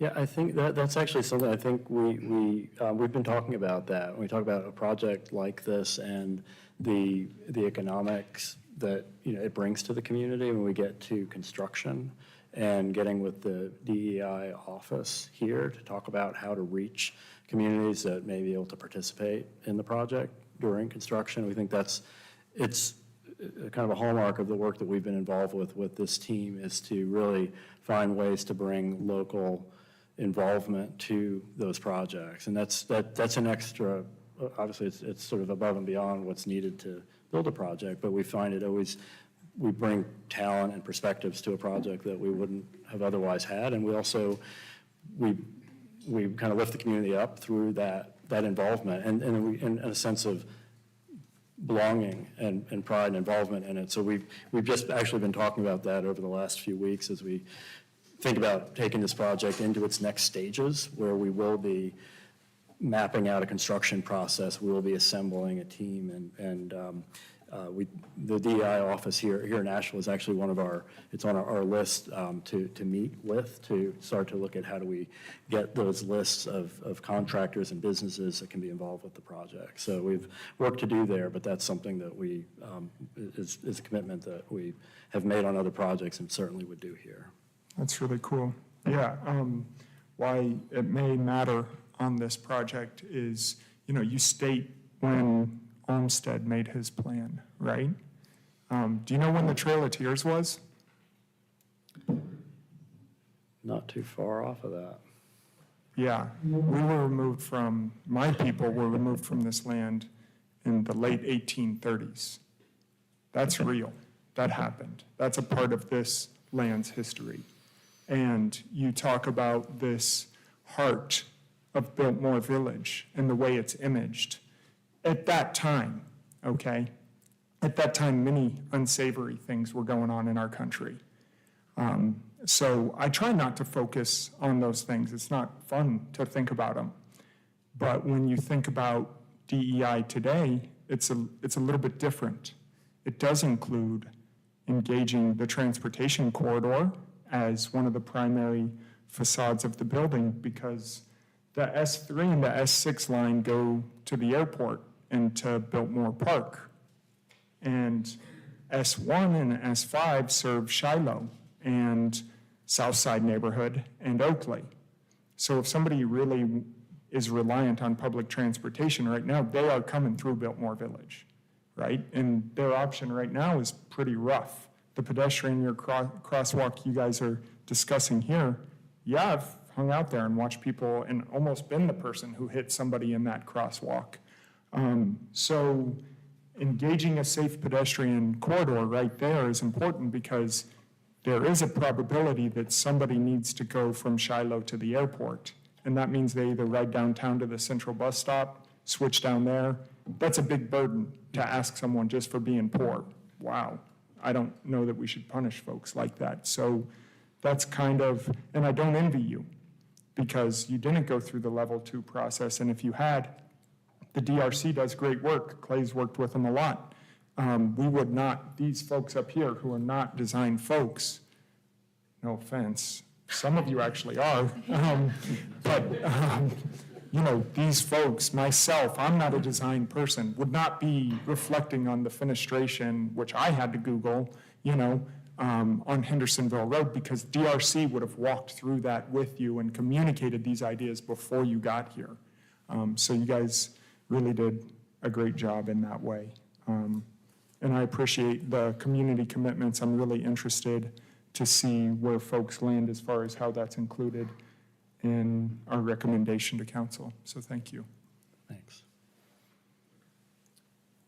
I'd like to ask, so as far as the voluntary commitments, it sounds like we can, well, we can do whatever, of course, but it has been advised that we perhaps don't include monetary contributions as part of the actual project conditions. What about the physical voluntary commitments? As far as this crosswalk, it would be really nice to include that as one of the actual conditions with the permit. I don't know how possible that is because that is coordination with other agencies, and maybe Ms. Ashley can speak to that. But I'm just wondering, are these truly voluntary, or any of them up for discussion this evening as far as an actual project condition? I may have to let the attorneys talk Okay. about this. I'm serious about getting this crosswalk built, that I can tell you. And we've moved into high gear on that. These projects that aren't totally in our control because it's DOT, I mean, you know how that works. Okay. But with persistence, they get done. And Right. knowing that we have your support, knowing that we have the city's support, we believe, and it makes so much sense. So we are going to do everything in our power to make that happen as a part of this project. This is the time to do it. And I mean, I can say. I can't control everything the DOT does, but we have been actively in that conversation. And I think there's a clear path to doing it. In the plan we've submitted, we've identified the easement zones in the site for the crossing equipment. So we're sort of we're going into the next stage of developing the designs for that crosswalk, even in the few weeks since we met. And I see more than ever now, particularly looking back, to the higher goals of transit in the community, the importance of it. So I think we are, again, I'll leave to the attorneys to determine the best protocol for this evening's decision. But. Okay. Yeah, and we've had conditions like that in the past where even it's not fully within their control, but either make their best efforts to work with DOT or coordinate with the city's transportation department to do X, Y, and Z. But we have added them as a condition to the conditional zoning. And reading these now, hearing the explanations, I think all the physical ones can be said to be reasonably related to the impact of the development. So we might have to work on the language. Sometimes John and I, we need to work through something, but we can. John, do you want to speak on what, Very briefly, if only to say, we are comfortable with all of those being placed as conditions, with the exception of the two that Ms. Ashley recommended you not include for very important reasons. And the coordination was intentional in how we use that language. Obviously, DOT has the final say on it, but as Christian indicated, we're going to do everything possible to make that happen. And that, just like the rest of those commitments up there, regardless of whether they're mandatory or not, we're going to do them. I mean, we've been there for 15 years. We're going to be there in the future. You'll hold us accountable if we don't do them. So. Okay. Any further discussion or questions regarding physical conditions added to the list?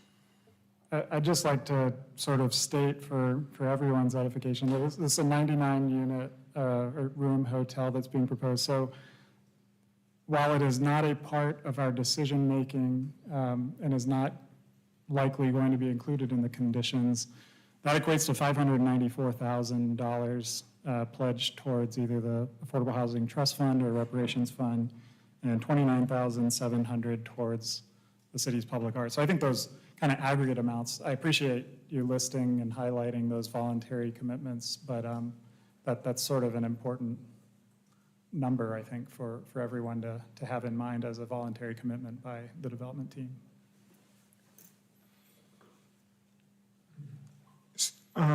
Along that line, I don't know, because I've not seen us do it before, I haven't been a part of it, but, before we make a motion, is there a way to include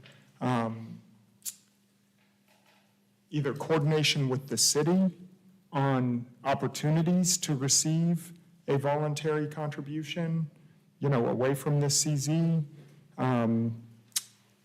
How do we signal to council how important that, $594,000 and $29,700 contribution that these folks are willing to make to our city, because they understand and have recognized both the culture of the city through the arts contribution and the crisis of affordable housing and/or the history of the land and labor in this country? Are you asking me? Yes. Well, or anyone competent to answer it. So I think that's. Well, I don't know if it's a legal question as much as it is, and you're working with planning staff to say, how do we let council know what our priorities are, priorities in the UDO, text amendments, and planning. We know this is a priority for the city. It's one of the reasons when the level 2 for hotel overlay was created, that became one of the, on the public benefits table. But it's the nature of the legal nature of the process, which is why I'm happy to give the advice that I do. So I think it's on the record with the statement. If it doesn't get included in the conditional zoning conditions, even if you again say recommend that council accepts this contribution, I really think that's the best that you can do, because certainly they're going to have the same desire, I'm sure, to accept it. And also for the record, we have had a few of these before we even had the hotel overlay. And the way it has been handled is, even though it's not necessarily legally enforceable, we create a donation agreement, and that gets done outside of the conditional zoning process, but it gets done. And we've had that donation agreements be done, it's in writing, and those commitments have been met. So I think that when a group goes out of their way to make this kind of commitment, they're not just saying it to get approved, but they're saying it because they do have a commitment. So I feel like it's out here in the open, we're having the conversation, and the way that you mention it in your recommendations, if you can do that within the spirit of what I'm advising legally, is that don't force it to be in the conditions, but you can mention it.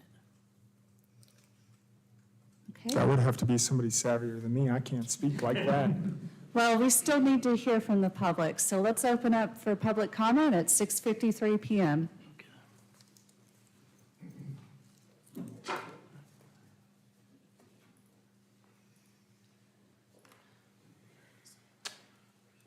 Madam Chair, Madam Chair, and members of the commission and all attending, my name is David Nutter.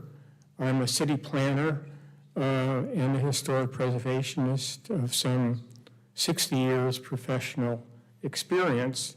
And I would like to start off by saying how much I admire the work you have all been sincerely doing on the review of this project, and I especially admire the wonderful contribution of the Kessler Collection to add a magnificent piece of real-world architecture and use to our wonderful historic Biltmore Village. A word about my qualifications. I graduated from the Columbia School of Architecture in historic preservation and city planning. I moved on, and in Baltimore, I served as the secretary to the Architectural Review Board of the Charles Center Inner Harbor Management Group.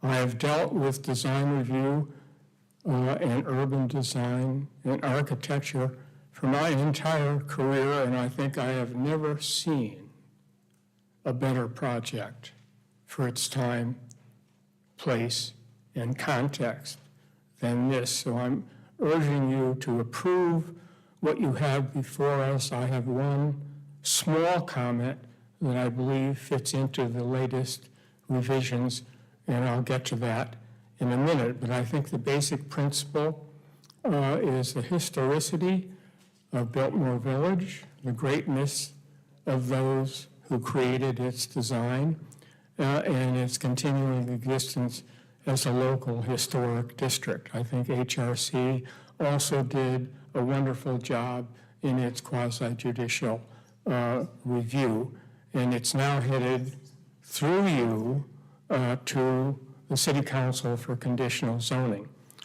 I believe that the two most important principles of architecture since ancient times are the tripartite division of the column, and I think they have done a magnificent job on facade design in that sense, and perhaps above all, public entrances, the design of beautifully crafted public entrances to allow for communication between the building and the environment beyond. I think to paraphrase Robert Frost, I would say that good entrances make good neighbors.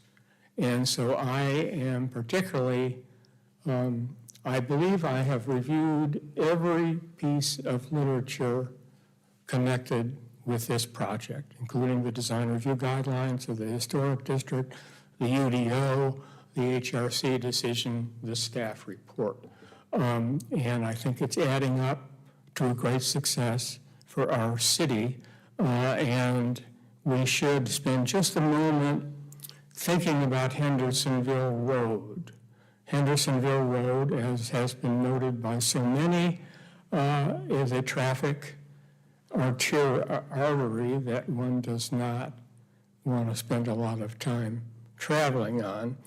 But it passes by this site, and the relationship, I think, of Hendersonville Road and the new hotel is one of some potential and possibilities. In all of my travels in Europe, looking at architecture, I have looked at buildings from a car as I have passed by and formed an impression, including impressions that led me want to come back and visit and go inside and use the buildings in question. So I think Mr. Nutter? Hendersonville, yes?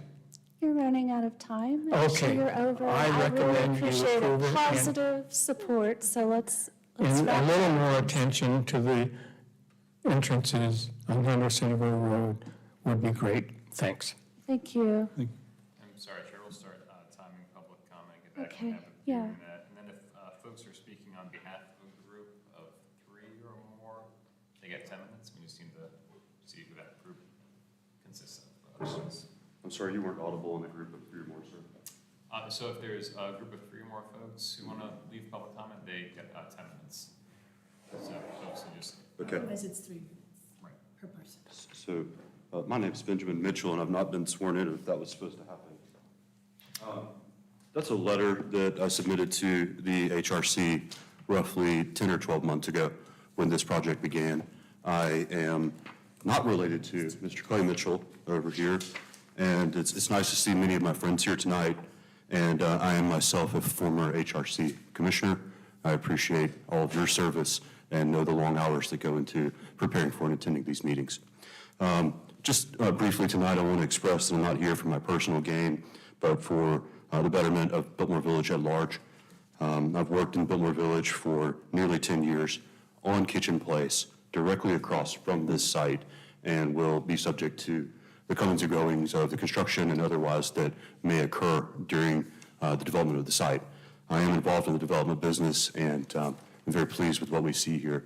The image on your screen, the historic canopy, is of great importance to me, and I work in that building every single day, or most days. Nonetheless, as of now, this subject property is an underutilized property and has been essentially vacant since the closing of the bank. I think that happened in 2020. It's fallen into a bit of disrepair. I've seen a lack of other users wishing to rent out that existing small building or the parking field, and except for the applicant here, and then the drive-through apparatus is a bit unsightly as well, in my opinion. Just today, I've learned that one of the small businesses in the village that is within very easy walking distance of this site will be closing within the next 60 days. That's not something that happens very often down in Biltmore Village. And the stated reason for that was that there's a lack of foot traffic in the village. Certainly the construction of a hotel, associated restaurant, bar, et cetera, will bring people to the neighborhood. It's done so for 15 years at the present site, and would be a catalyst for further growth and further revenue for the rest of the village. My company does own and operate parcels and retail businesses in Biltmore Village ourselves, and we've invested tens of millions of dollars in the vicinity, and the community generates substantial tax revenue for the city of Asheville and Buncombe County alike.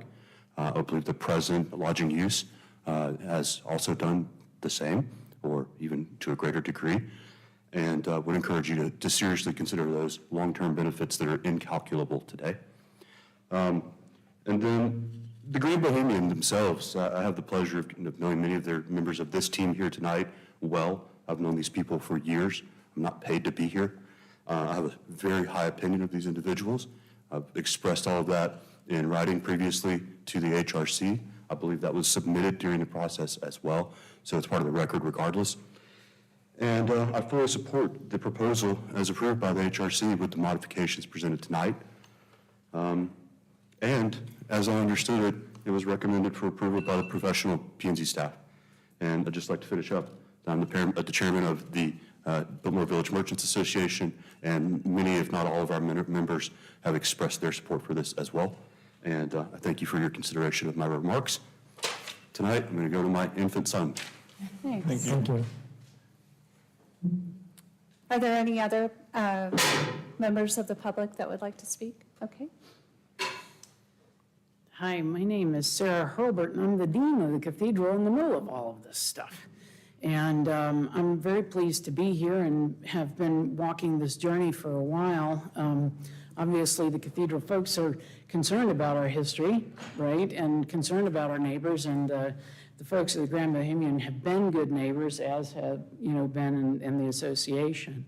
I'm also, frankly, really impressed and excited about the DEI component of this and the working with the community. That's a big value that the cathedral has. I mean, I have the honor of being the first woman and first openly gay person to lead the cathedral, but that's been a part of the history of All Souls Cathedral for a long time. And if you drive down Hendersonville Road, you may occasionally see a protest sign or display or something like that, because that's been the tenor of our congregation for a long time. We have most recently been adding to our announcements at the beginning of every service an acknowledgement of the fact that we are on Cherokee land and that the Cherokee are still here and a vital part of the community, and we want to acknowledge and honor that. And having done some research after first getting here, I learned that sadly, but unfortunately all too familiarly, it was the chaplain that went with Rutherford who first looked into the valley, standing on the mountaintop that he then named Mount Pisgah. That name was taken from the time and the moment that Moses and the people did the same and looked down into the valley and said, oh, this is the promised land. Obviously, we know that that meant that everyone who was living there didn't benefit from that promise, which repeated itself here and all over this country. And so the acknowledgement of these things as part of the history is incredibly important. And it's my great joy to be able to be part of a diocese that is working with the Cherokee and working to acknowledge that history on our campuses all around. So I appreciate that part of this conversation as well. From the beginning, I have found the Kessler group, I have found Christian Sotil to be not only people that know how to augment whatever first plan happens, but do everything thoughtfully and in a way that truly desires to enhance where they build. This is a great thing for me, because as I stand on the front of the cathedral porch, it is going to be really nice to look at what y'all have designed and not into the spreading vista into the Hardee's parking lot. Thank you. Thank you. Any further comments from the public? Okay, then public comment will be ending tonight at 7:06 p.m. Any follow-up discussion from the commissioners? I'd like to first just commend the development team for responding. I think you really have listened, engaged, not just with us, but at every other step of the process. Really deeply appreciate. I think that shows that you want to be a part of the community and you're committed to being a part of the community. So thank you. I do want to lift up a comment that Mr. Nutter made about the pedestrian focus, and I really appreciate the efforts to improve Hendersonville Road. In all the efforts of Mr. Mitchell to explain how it was determined there was a primary facade and it was Kitchen Place, and that was the only primary facade. If we accepted that Hendersonville Road were also a primary facade, the only thing missing is one additional pedestrian entrance, an access point. That would meet the underlying criteria of 75 feet separation between entry points on a pedestrian facade, a primary facade. So I would encourage you to consider looking at that north access point, which is now a private access point north of the ballroom. It appears in your plans that there is some sufficient space, I'm sure, with the plans being finalized, mechanical spaces and equipment, dialing in its exact size and space need. I would encourage the prospect of yet another connection into the lobby. I don't know that at this late stage it's fair to impose that as a condition, because it's something that needs further review, but I would hope that's something that would be considered.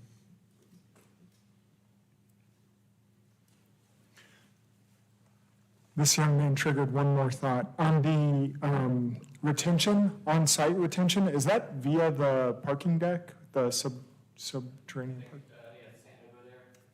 Yes. So yeah, I'm Jonathan. I'm Jonathan Cook, Raven Architects, and we're working with Christian Sotil to kind of get the more technical details of the hotel resolved. And right now, the plan is to take all the drainage that would be on the roof and funnel it into a retainage vault that would be housed in the garage. Yes. Okay. Is the like that door coming into the valet parking area? Is that like waterproof for all intensive purposes when it floods in the future, which it will? Right. So there's two different ways that we're preventing flood from infiltrating the building. The first is in all the non-openings, we're proposing to use concrete or CMU backup walls. So all the solid walls in the building should be flood-proof from that regard.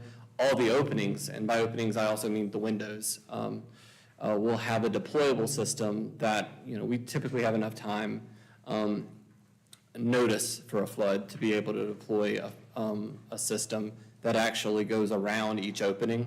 And we have identified storage in the parking garage for that system, and that's going to be part of the TRC review.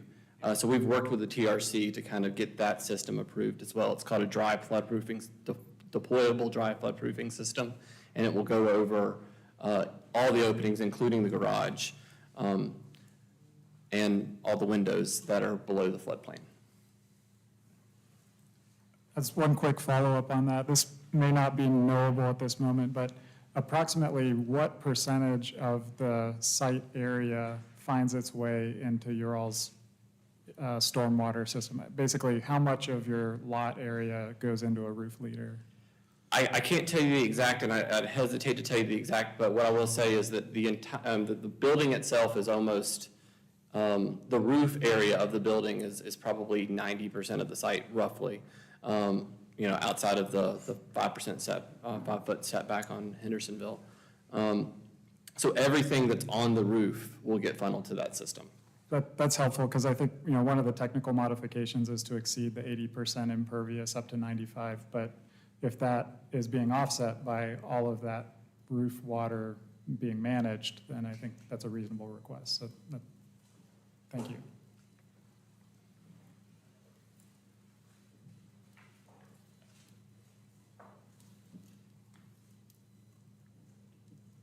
If there's no further comments, I'd like to make a motion, Chair. Okay. I'm sorry. Go ahead. I move to approve the conditional zoning request for the properties located at 10 Kitchen Place and 1 Engle Street from Community Business 2 to Commercial Expansion, conditional zoning, and find that the request is reasonable and the public interest is consistent with the city's comprehensive plan and meets the development needs of the community, and that the request, 1, provides development that reflects place-specific and significant architecture, 2, encourages pedestrian-oriented uses, and 3, provides for contextually appropriate infill development consistent with the historic preservation master plan in the Biltmore Village. I'd like to second that. All those in favor? Aye. Aye. Aye. Was that unanimous? I couldn't hear. All opposed? Okay. Motion passes. Thank you. Thank you. And do we know when this will move on to city council?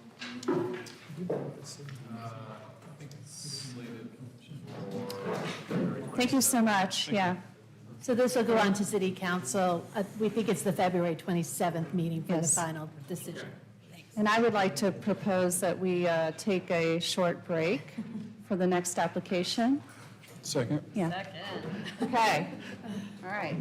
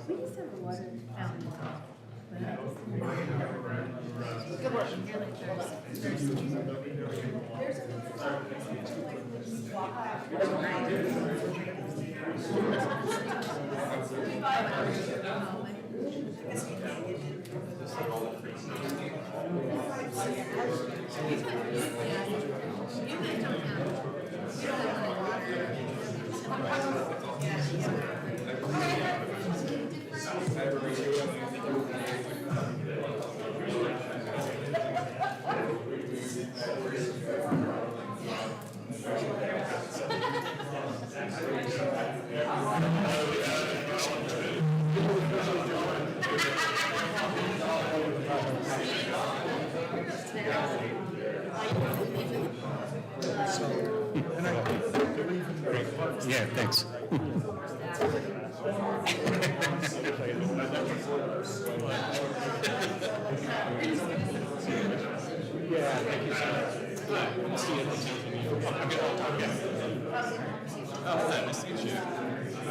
Absolutely. Yeah, sorry, I didn't touch base yet. Which I on the road apartments. Which one? So that's already been continued.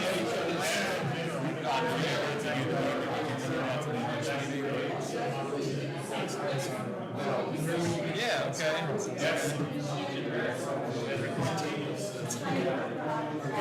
No, absolutely. We can put that, that'll be the second or first item, since it was continued next March. Yeah, so that'd be first or second next week. Yeah, no, it's better to sit through that.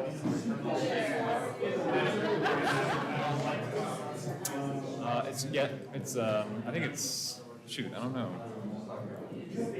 Yeah, what's the, so it's AshevilleNC.gov? Yep. Absolutely. No worries. Yep, no, I'll get the second one. Yep, .gov. Yep. Yep.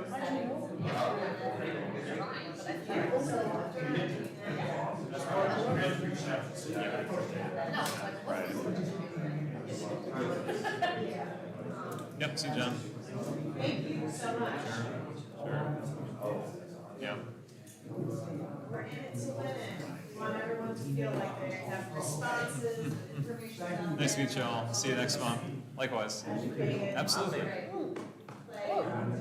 I'm Ken Lecter. I live in Greenville, South Carolina.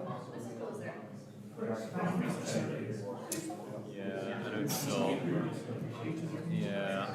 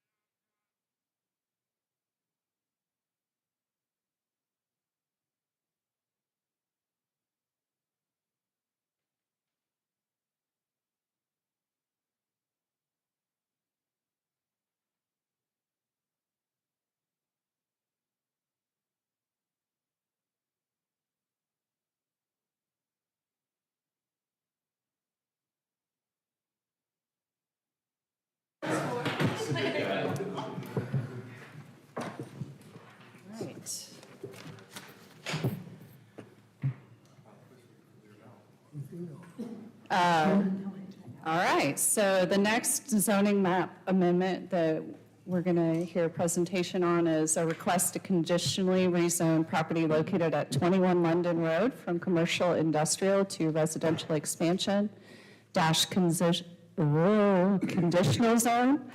The property is identified as PIN number 9647-89-2135 in the Buncombe County Tax Record. The property owner is London Asheville LLC. The applicant contact is Mr. Warren Sugg. Planner coordinating review, Will Palmquist. Thank you, Chair. Good evening, Commission. Will Palmquist with Planning and Urban Design. I'll be presenting this conditional zoning petition for the project known as London Road Apartments. So here you can see the location of the site, actually just maybe quarter mile east of our last application, just outside the Biltmore Village Historic District, near the corner of London Road and Sweeten Creek Road. You can see it's kind of an oddly shaped parcel. It's 2.63 acres with the majority of the frontage along London Road, a slight sliver of frontage on Sweeten Creek Road, and then another property between it and the actual intersection. So the existing zoning for that site is commercial industrial, but due to the size of the proposed project, a conditional zoning to the residential expansion district is required. The existing future land use map is industrial/manufacturing. While that could be conducive to multifamily development, staff is recommending an amendment to the future land use map as part of the conditional zoning process. And staff is recommending changing that to the urban corridor future land use category, which is what the other parts of London Road and a majority of Sweeten Creek Road is designated in the comprehensive plan. So this is the site plan for the proposed development. The existing site itself is now vacant. It was some warehousing or light industrial uses that have been demolished. So the site is vacant. There is Sweeten Creek runs behind it, and there's a 30-foot wide stream buffer. You can see outlined along the site, which is a major constraint of the site itself. What's proposed is a new 6-story building. It's basically four stories of multifamily residential over 2 stories of structured parking, total of 208 residential units, along with that parking, sidewalks, and a pool/amenity area. Also provided is 223 parking spaces and 99 bike parking spaces. Access to the parking garage is off of 2 proposed driveways along London Road, one along the north side of the building and one along the south side. 10.5-foot wide sidewalks are proposed on London Road, and 5-foot wide sidewalks are proposed internally. London Road is served by Art Route S1, and then stop 648 is just to the north off the screen near the intersection of London Road and Sweeten Creek Road. We'll be talking about that a little bit later as well. So landscaping for the project includes street trees, building impact, and parking deck screening. Open space is proposed and required at 50% of the site, which equals 1.35 acres. And tree canopy preservation standards are met through a combination of preservation of existing canopy and new tree plantings. So some of the conditions and modifications that are required being requested for this conditional zoning. The main condition that provides kind of an improvement to the overall operation of the site in the area is that existing bus stop, after consulting with transportation and multimodal transit staff, is proposed to be relocated to adjacent to that new development. I'll have a picture of it later, but the current location is pretty substandard. It doesn't have that much use at its current location, so moving it to a location that's part of this development project and improved to a bus shelter is agreed upon by the applicant. So there are a number of technical modifications. Some of these are due to the nature of the residential expansion district, and then some are just by nature of the project itself, which is relatively tall and relatively constrained on the site. So the first modification is a maximum building height of 75 feet instead of the maximum 60 feet in the residential expansion district. A maximum residential density of 80 units per acre, where 20 units per acre would be the maximum. Setbacks of 0 feet for the front yard, 5 feet for the side yards, and 10 feet for the rear yard instead of the required 15 feet setbacks for all yards. The proposal for 5-foot wide sidewalks internal to the site instead of the required 10-foot wide standard. A request to have no sidewalk as would be required for that small section of Sweeten Creek Road where the property fronts on, as well as no street tree where one would be required along that section of Sweeten Creek Road. Also, that street trees would be located in tree grates along London Road instead of the required planting strip, and that there be no bike lanes into the development as the project is pretty much just on the back of the curb of the sidewalk. There's no opportunity for any kind of bike lane between the road and the actual building.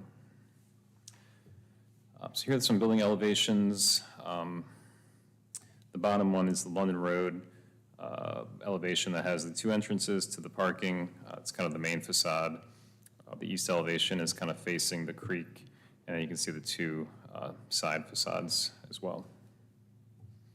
Also a rendering, kind of giving you more bird's eye. This is London Road frontage here. This is that corner building at London Road and Sweeten Creek Road, with Sweeten Creek kind of running behind the building. So you can see that's kind of some carve-outs within the building footprint itself to kind of allow for some windows and balconies and courtyard features and that kind of thing as well. So here's some Google Street View images. Most of these are just kind of to show for knowledge and discussion purposes that the pedestrian network, when you get out of Biltmore Village in this area of the city, is, I'll just call it abysmal, for lack of a better word. There are very few sidewalks and crosswalks. You can see the existing bus stop that would be relocated to adjacent to the project is basically just a sign and some grass by this parking lot. Backing up a little bit, you can see the project site, which is just to the right and to the behind as well. And it ends kind of where this other industrial building begins. So there would be new sidewalk, at least to a portion of London Road. There are currently no concrete plans, no pun intended, for improvements to Sweeten Creek Road or the area specifically in general, except that the city is assessing the feasibility of a new sidewalk on London Road from Sweeten Creek Road south. So this would be a portion of the sidewalk that would presumably already be constructed once that sidewalk may be built. This is the section of Sweeten Creek Road, which is kind of behind the project. So basically, the new building would be kind of over in this portion of the project site. The portion of the property that fronts on Sweeten Creek Road is about from this driveway apron, which is used to access the property on the corner of the site, to about this first abutment for this bridge. So while the applicant is requesting to not have to build a sidewalk on this section, staff feels that that request is reasonable, given that it would be a sidewalk to nowhere, and at this point would just be adding impervious surface and kind of leading folks into an unsafe situation, which is this bridge over Sweeten Creek Road, which has not much room for shoulders or sidewalks and would probably need to be rebuilt completely to have a sidewalk on it. It's an NCDOT roadway.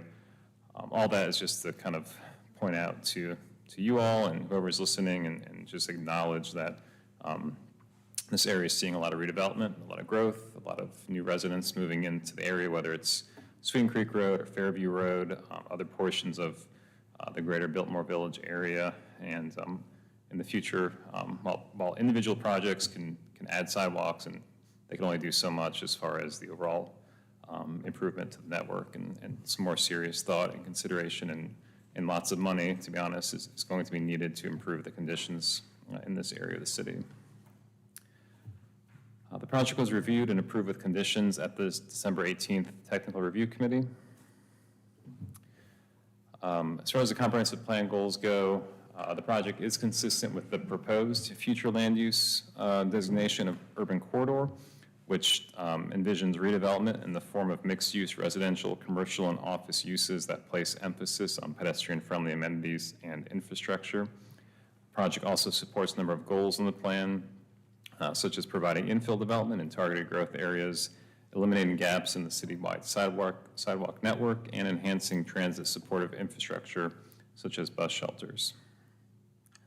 Therefore, staff recommends approval of the proposed conditional zoning amendment, which is a typo, the proposed conditional zoning with the attached Exhibit A project conditions. I'd be glad to answer your questions. We also have the project team with us this evening if there's any specific questions you might have for them as well. Thank you, Mr. Palmquist. Any comments or questions from the commission? What were the TRC conditions? Are that going to be shared? There's a multitude of them. A lot of them, basically what approved with conditions means is that there are going to be outstanding review items needed for final review. So things like final stormwater review and things like tree canopy preservation. So it's, the conditions really more are based on this being a conceptual review. And when the project comes back for final review, they'll need to make sure they have all those final details buttoned up. And what is the sidewalk standard for that area? So it kind of depends. So for the zoning, it's 10 feet wide. So they're meeting that requirement for the London Road sidewalk. Typically, it's less. I believe it's either 6 feet for kind of non or suburban areas outside the CBD. But in this case, for the project, it's 10 feet wide because that's what the residential expansion district requires.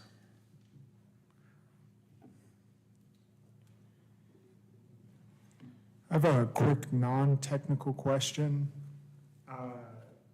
that I feel like maybe could be included in staff reports. Did you review this at all from a DEI perspective?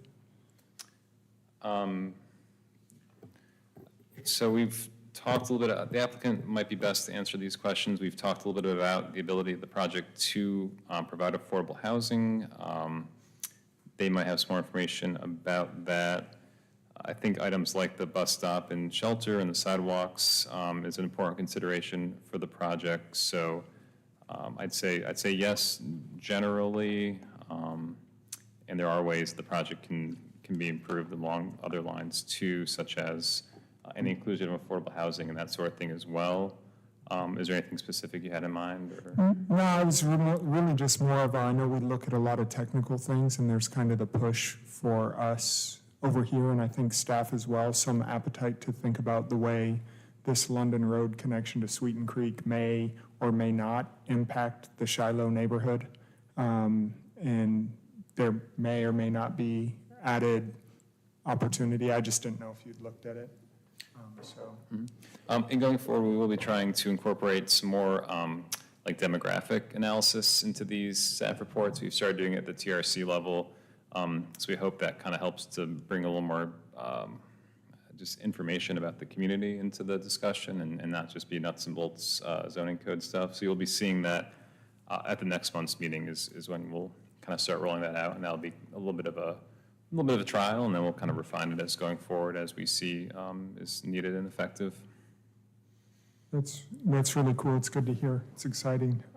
I did have a question around fee in lieu for sidewalks. I can't remember. I feel like I'd seen some precedent before, but I didn't know if that had been explored on Sweeten Creek. I know it's small, but also to get from the current project to the corner of Sweeten Creek is kind of small. So if there is a fee in lieu that we could direct the GAP program managers, whoever those powers may be, to think about utilizing those in the neighborhood? That's a good question and a good point. So it does have to meet some criteria for even being eligible for fee in lieu. So it's things like total project cost, or the sidewalks are already going to be under construction by a publicly funded sidewalk. Things about traffic volumes that this wouldn't meet. or relocation utilities. So in my cursory glance of these, and not being a transportation engineer, it doesn't seem like the project would qualify for it, which is kind of unfortunate. Usually it's a qualification because projects would have to build it otherwise, and they're asking now for it through a conditional zoning. So it's, I think, a situation where they would not even be eligible to be able to pay the fee in lieu. Do you have that UDO number up? It's, Where you're at? 711.8 subsection E. Cool, appreciate you pulling that up on the fly. Yep. It's, it's on, it's not on. It is on, but it's not on Sweeten Creek. Right. And we've heard tremendous amount of public comment, particularly with adjacent developments on Fairview Road. And a lot of those comments come around our little beloved triangle slice with the convenience store in the middle and the lack of crosswalks, signaling, sidewalks. Yeah, that's I ain't sending my kids across that street. The question here, I guess, is more of a public community concern with regards to NCDOT. I don't know, is it the chicken or the egg? Do we need to build on London Road and Sweeten Creek to get NCDOT's attention? Or do we need to wave flags and do a special dance to get them to come to Sweeten Creek before development does? That's a good question. Yeah, Kim's got the got dance it. down, yeah. Calm down. Yeah, I think it's a bit of both. I mean, I think, not to say that anyone has to be hurt or worse to get the attention. At the same time, if an area is industrial in nature and stays industrial in nature for a long time, sidewalks won't be prioritized in an area. But I think once areas start to change, and the uses start to change and the activities start to change, I think that's when it does get people's attention that there is a different infrastructure needed. So, if this area always stayed warehouses and whatever it was, then maybe DOT and the city wouldn't prioritize sidewalks. But now that it's changing, and residential uses and other uses and more people are walking, I would very much think so, get people's attention that new infrastructure is needed to serve a different type of land use going on here. So I think it's a little bit chicken egg, but I think you do have to kind of start changing the character of an area to have it be prioritized for any kind of improvements. Really cool. Yeah, I think that might be important for the neighbors to understand that we don't control the state. Right. And the best thing we can do is signal to them that we like an area. This is considered a transportation corridor, Sweeten Creek? It depends, I guess on what definition that would be, like from the comprehensive plan? Yeah. I think it definitely would.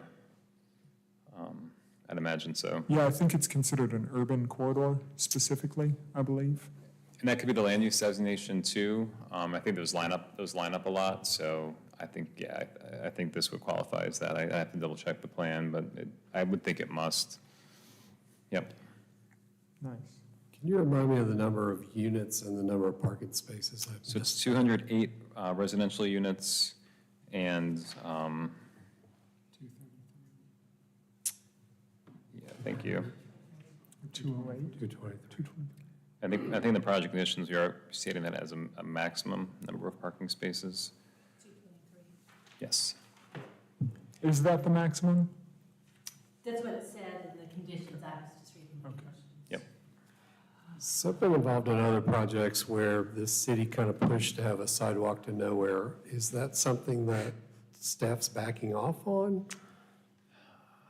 Well, not generally. It does depend on kind of the project, and the applicant could probably speak more to the feasibility of the sidewalk. I remember there's a lot of issues with a sidewalk on this particular location due to the stream, the buffer, the bridge, the abutments. I think if this was like, because technically the London Road sidewalk would also be a sidewalk to nowhere, but it's a feasible sidewalk that is a long stretch that would connect into more future sidewalks. So I don't think generally we would say well, there's no sidewalk on either side of a site, therefore it's not required. That's not the case. I think since there is discretion over the modifications for this conditional zoning and some feasibility challenges of the sidewalk that the applicant can probably speak to more, in this case, it kind of makes sense. It also kind of leads folks into a very unsafe condition of that bridge crossing, which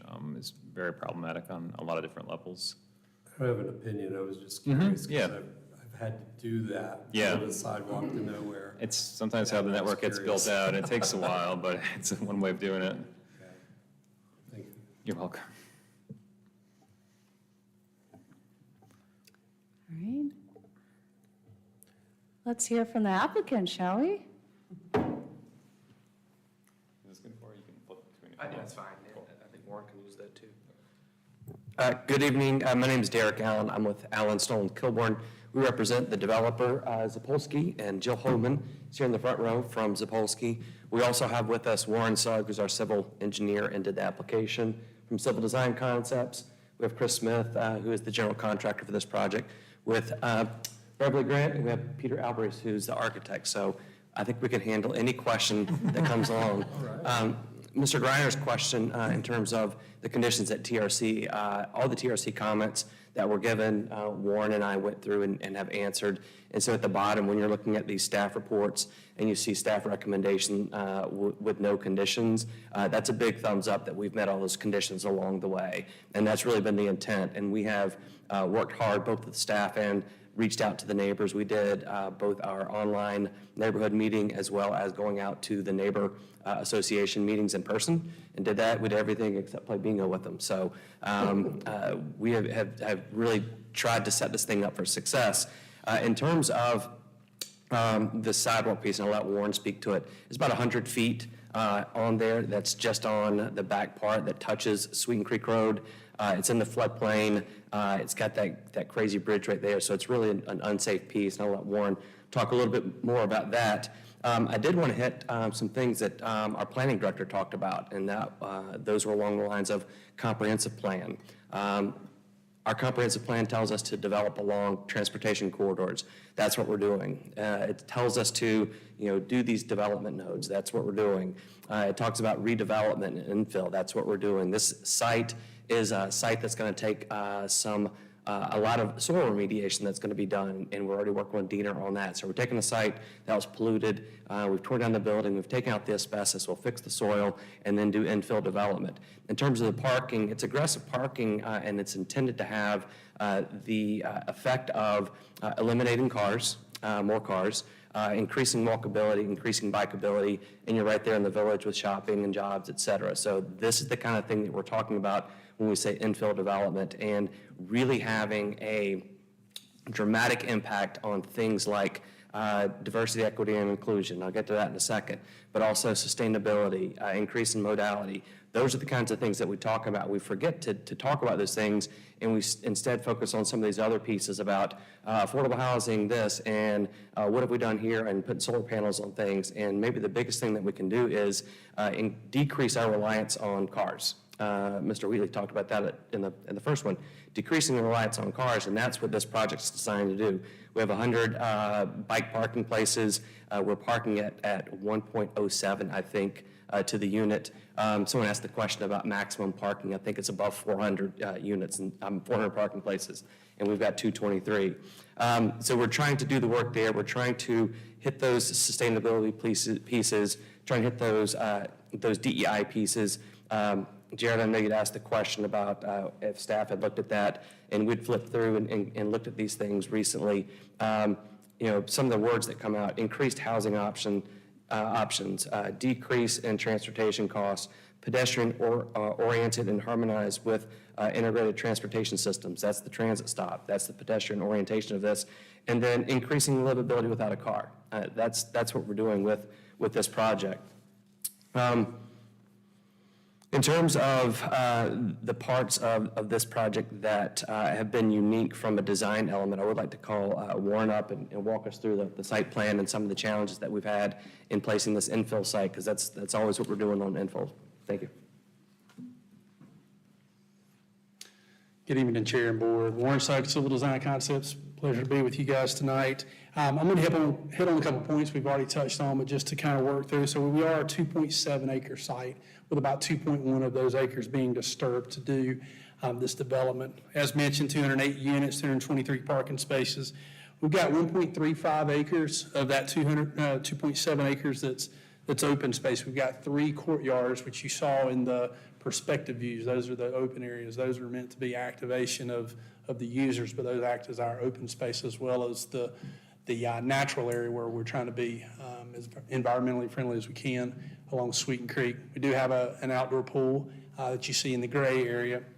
We're repurposing a site that had pretty much been abandoned.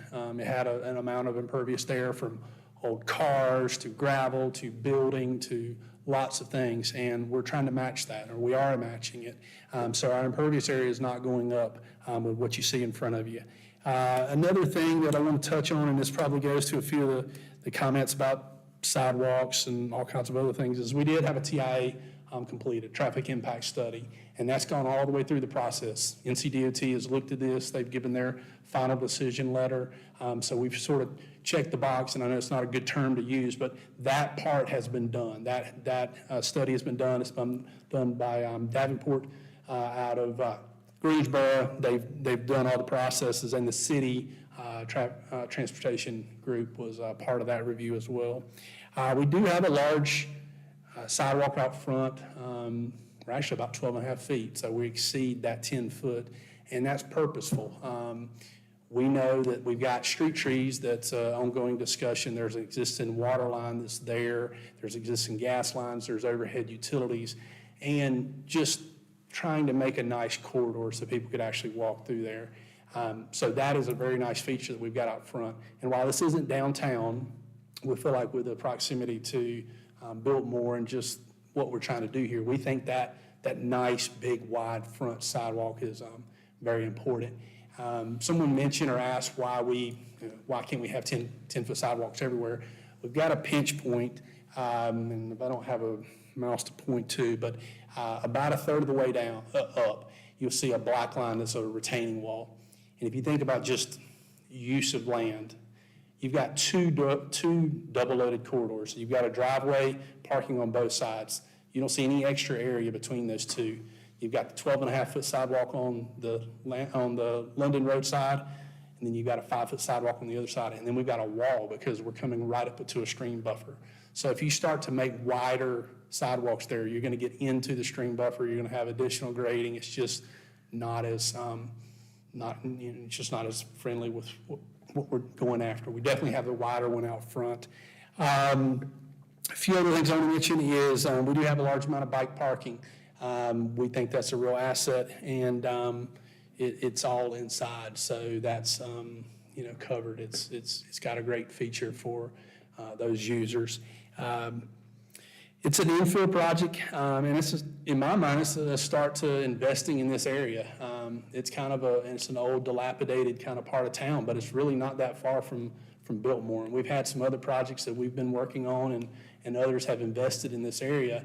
This is a major project right there at a major intersection of London and Sweeten Creek, and I think it's a great use of that particular land that's largely been just kind of abandoned and left as is. We already have water and sewer availability. We've got really great pressures here. Not that you guys are in the pressure business, but 198 or 193 PSI, so lots of water, lots of flow. Wow. Yep, I know that'll be the threshold that'll get us past. Don't say that as a condition. Prove it. Yeah. Sewer, we are having to do a little relocation. There's a sewer line that goes almost kind of through where our pool area is. We've already had some discussions with MSD about doing a reroute there. Okay. And then lastly, we touched on that we felt like we did a good job on trying to make sure we met with neighborhood groups in person and in Zoom, just trying to get as much feedback as we can. I know county or city staff was there at those meetings as well, and I'm welcome to answer any questions you guys have of me. Thank you. I have a question along the same lines. A little birdie told me that the applicant also owns the adjacent property. Is that correct? I believe they probably own three London, North one, and one to Okay. the side as well, but those may be different entities, but I understand that's not part of this review, but I just, if we're going to bring up engagement and equity in the community as a whole, part of the comprehensive plan also mentions community space, and the merits of this project are many. Revitalizing a brownfield for one, that's amazing, and adding units when we need them. But I also it doesn't have to be a condition of the review, but I'm just curious if there are any plans as far as the community as a whole, knowing that there are other parcels adjacent or nearby that could be developed pretty soon. right, understand. Yeah, I don't have an answer to that. I'm Okay. not a part of any development on those right now. Okay. I guess any parcel could become developed at some point, but there's no active plans I'm looking at right now. Okay, thank you. Got a question, it's more sort of like process and for my own information generally, but the traffic impact analysis, right, Jay? You said that was done, but I don't know, like, what came of it? Like, how does that work? So like, when it's done, then what are are there recommendations? Are there like results? Is it just sort of information around like, this is how many more cars or how much more traffic is gonna be expected? Like what, yeah. Yeah, so I'll give you the really overarching process, and then I'll get specific to this project. So the overarching process is a third party, a traffic consultant, scopes the project, so they know that it's 208 units, and they know where it is. They then put together the intersections that they believe need to be studied, and they pick, surrounding areas. That studied intersection list then goes to the city and to DOT, and they have an opportunity to say, add intersections, remove intersections. They can add or subtract anything they like. They can look at pedestrian, they can look at signals, they can look at whatever. When that's determined, that's the scoping document. That then goes back to the traffic consultant. They go out and do the counts. So sometimes you see little strips in the road. Sometimes you see somebody with a little joystick. They're literally counting people that are doing rights and lefts and straights. All that information comes back. There's pages and pages and pages of turns. And from that, looking at existing conditions, what's been counted, and then what this project specifically would add to. And they also look at other projects that are in the area that have already been, approved, that are likely to come online during that time. So we do a build out year. When do we think this project will actually put, cars on the road? And they analysis, and they say it gets A through F score of every intersection. Hey, this one's acting as a B today, and when it gets through doing everything we're going to do, it's still a B, or it goes to a C. From that, DOT and the city can make recommendations. Hey, add turn lanes, add signals, add whatever to help mitigate it. Now, specific to this one, they looked at it, and this particular project really didn't move the needle, if you will. And DOT's recommendations were to stripe and sign these intersections here most closely to us as don't block the intersection, because what they saw was a lot of people that were just getting stuck in the intersection, basically. So that was the recommendation so far.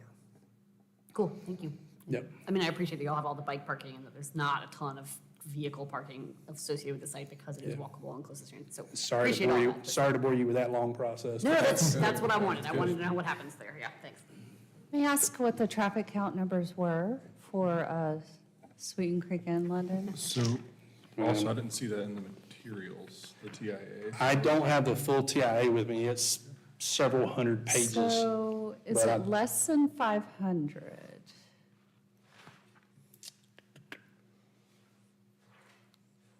The trip generation unadjusted volume during peak weekday based on the appropriate methodology outlined in ITE Trip Manual 11 says total AM peak hour is 83, PM peak hour is 94, total daily trips 979. That's the final Okay. determination letter, DOT. Thank you.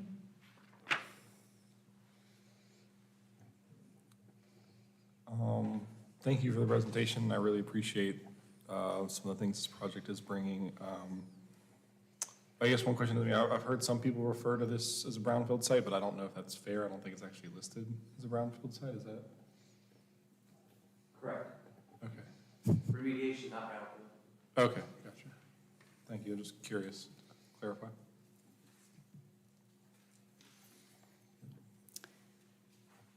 Anything else? I think that's it. Thank All right. you. Thank y'all for your time. Thank you. I was just going to address the little bird's comment to the chair. The person in this room that I'm working with on that is sitting right over here. Mr. Collins and I, we're working on trying to preserve that building on the corner. It's a really cool old building in contrast to the buildings that were torn down and had the asbestos in them. They were kind of metal-sided buildings with no real interest in them, but the one on the corner, it's cool in the streetscape. It matches what's on the other side of the intersection. So we're working really hard to do that. In that particular area, it's there is a dance to do because you've got floodplain concerns, how much you can do improvements, and you've got a level 1 site plan compliance piece that you're always trying to keep your eyeballs on. So it's a very delicate balance to do, but we're working really hard to keep that one. And one other thing I wanted to mention, because there are these issues along Sweeten Creek in this transportation corridor, the chicken and the egg issue we're talking about. We, on these kinds of projects, are trying to set the sites up for success. We're trying to set them up for success with the bikeability, the walkability, and being receptive to what we believe NCDOT and what the city can do and should do in those areas. And we see the future coming on this. And when this thing gets built out in 2027 or 28, we want to be ready for what the city and state should do. And we're hoping that we can be helpful with the city pushing NCDOT to push these projects up on their tip charts. Thank you. I was just wondering, sometimes we're like talking about housing, sometimes we do that. And I was wondering, what's the actual delivery timeline on this project should it receive conditional approval or conditional zoning? So we are, I would say, we work through our design development, construction drawings. Oh. Just introduce yourself for the record, please. Oh, Jill Homan, so here representing the developer, Sapolsky Real Estate. And what I would just say is we're probably, maybe about a year out from starting, if you kind of do the math from, drawing the building, needing to go out for construction financing, and then depending on the process from where we stand today to receiving our approvals. So I'm just, giving a rough estimate. And then actual construction, maybe we'll plan on about, pardon? Yeah, about 18 months beyond that. So that's about the timeline of when we expect to deliver.